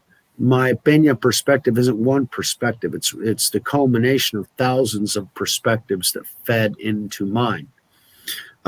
So the idea of you going towards your destiny and taking your steps is part of communication, because getting that idea across allows you to build that bridge that you need to take those next steps. And so in the communication is not disregarding the other opinions, but allowing them to flow past, because trolls will be trolls and people will have their ideas, but you still have to get your idea out. See what I'm saying? I don't really. It's for me. It's like it's more a thing of getting things done than talking about it. You know. True. More action than speaking, and you're absolutely right. Yeah, absolutely right in that. Really, all that I have to do until the point of being able to do something is. So how much of that would be including you transferring some of that incredible wealth that you've already built up in Bitcoin into my account so I can pay for my kids' graduation party? Well, my own kids are not having a graduation party, so I think I don't know. $100 would actually, go a long fucking way. But anyway, that's a whole nother story, and that's got nothing to do with anything else. I just put that out there, considering that you're a Bitcoin millionaire and I'm not. So maybe the haves can help the have-nots. Billionaire. Maybe the haves can definitely help the have-nots. More to my favor. Well, that was just our conversation. We can go back on to defeating the purpose, because really at this point you can do that yourself. Yeah, I don't have the $100 to actually put into that, but that's a whole nother story. $20, you can start it with $20, and you just grow it. And I spend that on beer, being happy today versus being happy tomorrow. That's part of my problem. And the thing about it is, it's the type of thing where if I were to just give it to people, it would be meaningless. It wouldn't be as useful because it wouldn't teach them anything. You see? So you want to teach people something, not necessarily just help them. Well, it's important that people learn how to do this for themselves, because it's not something that anybody can't do. It's not something special anymore. Anybody can do it. And this is the great thing about it. And if you don't do it for yourself, you won't see just how easy it is. That's the same thing as writing down your objectives. Yeah. 5 to 10% of humanity actually write down objectives, and that happens to correspond with the 5 to 10% of humanity to actually succeed. Yeah. The people who don't write down their objectives don't get anything done, which is the great majority of people. I write them down. Don't put money into Bitcoin, don't actually get anything in return for it. That is a great majority of humanity. Well, but the thing is, we are on the verge of most people waking up to this. I know it seems ridiculous right now because we're in such a weird point, but Yeah, but when most people wake up, it's going to be too fucking late. no, that's not true. This is the thing. It is absolutely not true. Really? And you're going to see that proven to be the truth before very long. I hope so. And you know, there are going to be people who were broke a few years ago who are going to be, by the end of this decade, they're going to be trillionaires. That'll be great. I hope I'm one of them. If you're one of them, and you most likely will be, don't forget your little friends from the past. I don't forget people. Those that you can. But the thing is, you know, it's about helping people learn more than just, you know, there's that People thing. have to eat before they learn, and that's one of the things that I'm learning about my book is because you still have Maslow's pyramid. People have to have their basic necessities before they can reach that self-fulfillment and that self-awareness portion of destiny, which is one of the things that I've got, for example, with my wife. My wife is still stuck on the first or second tier of Maslow's pyramid, whereas I'm trying to reach that culmination of Maslow's pyramid, which is the self-awareness and your self-destiny. Getting her to where I am requires somebody to be where she is in my perspective. I can have these, you know, Marxian thoughts because, like Marx, I don't have to pay my own fucking debt. Otherwise, I would be a cold motherfucker because you're spending my money. This time is my money. Time is money. My attention wasted from where I'm making money doesn't matter because I got to make money, because I got to pay the bills, because I got to put food on the table, because I got to whatever. I understand. People focus on the survival, and it ends up taking them to the most animalistic aspect of their reality. Jake, did you start a new one, or did you jump into the last one because you can? Or are you? No, we're still live. I just didn't end it. I had to pop out real quick. Seriously, we're still live this entire conversation. Holy shit, I'm fucked, Mike. I didn't know we were still live. We should have been talking about that. Am I gonna have to edit this? What did you put in here that I didn't get to see? Am I gonna have to edit this?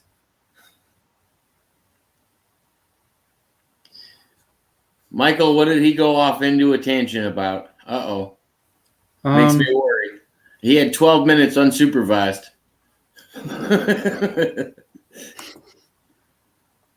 Yeah. Rewind.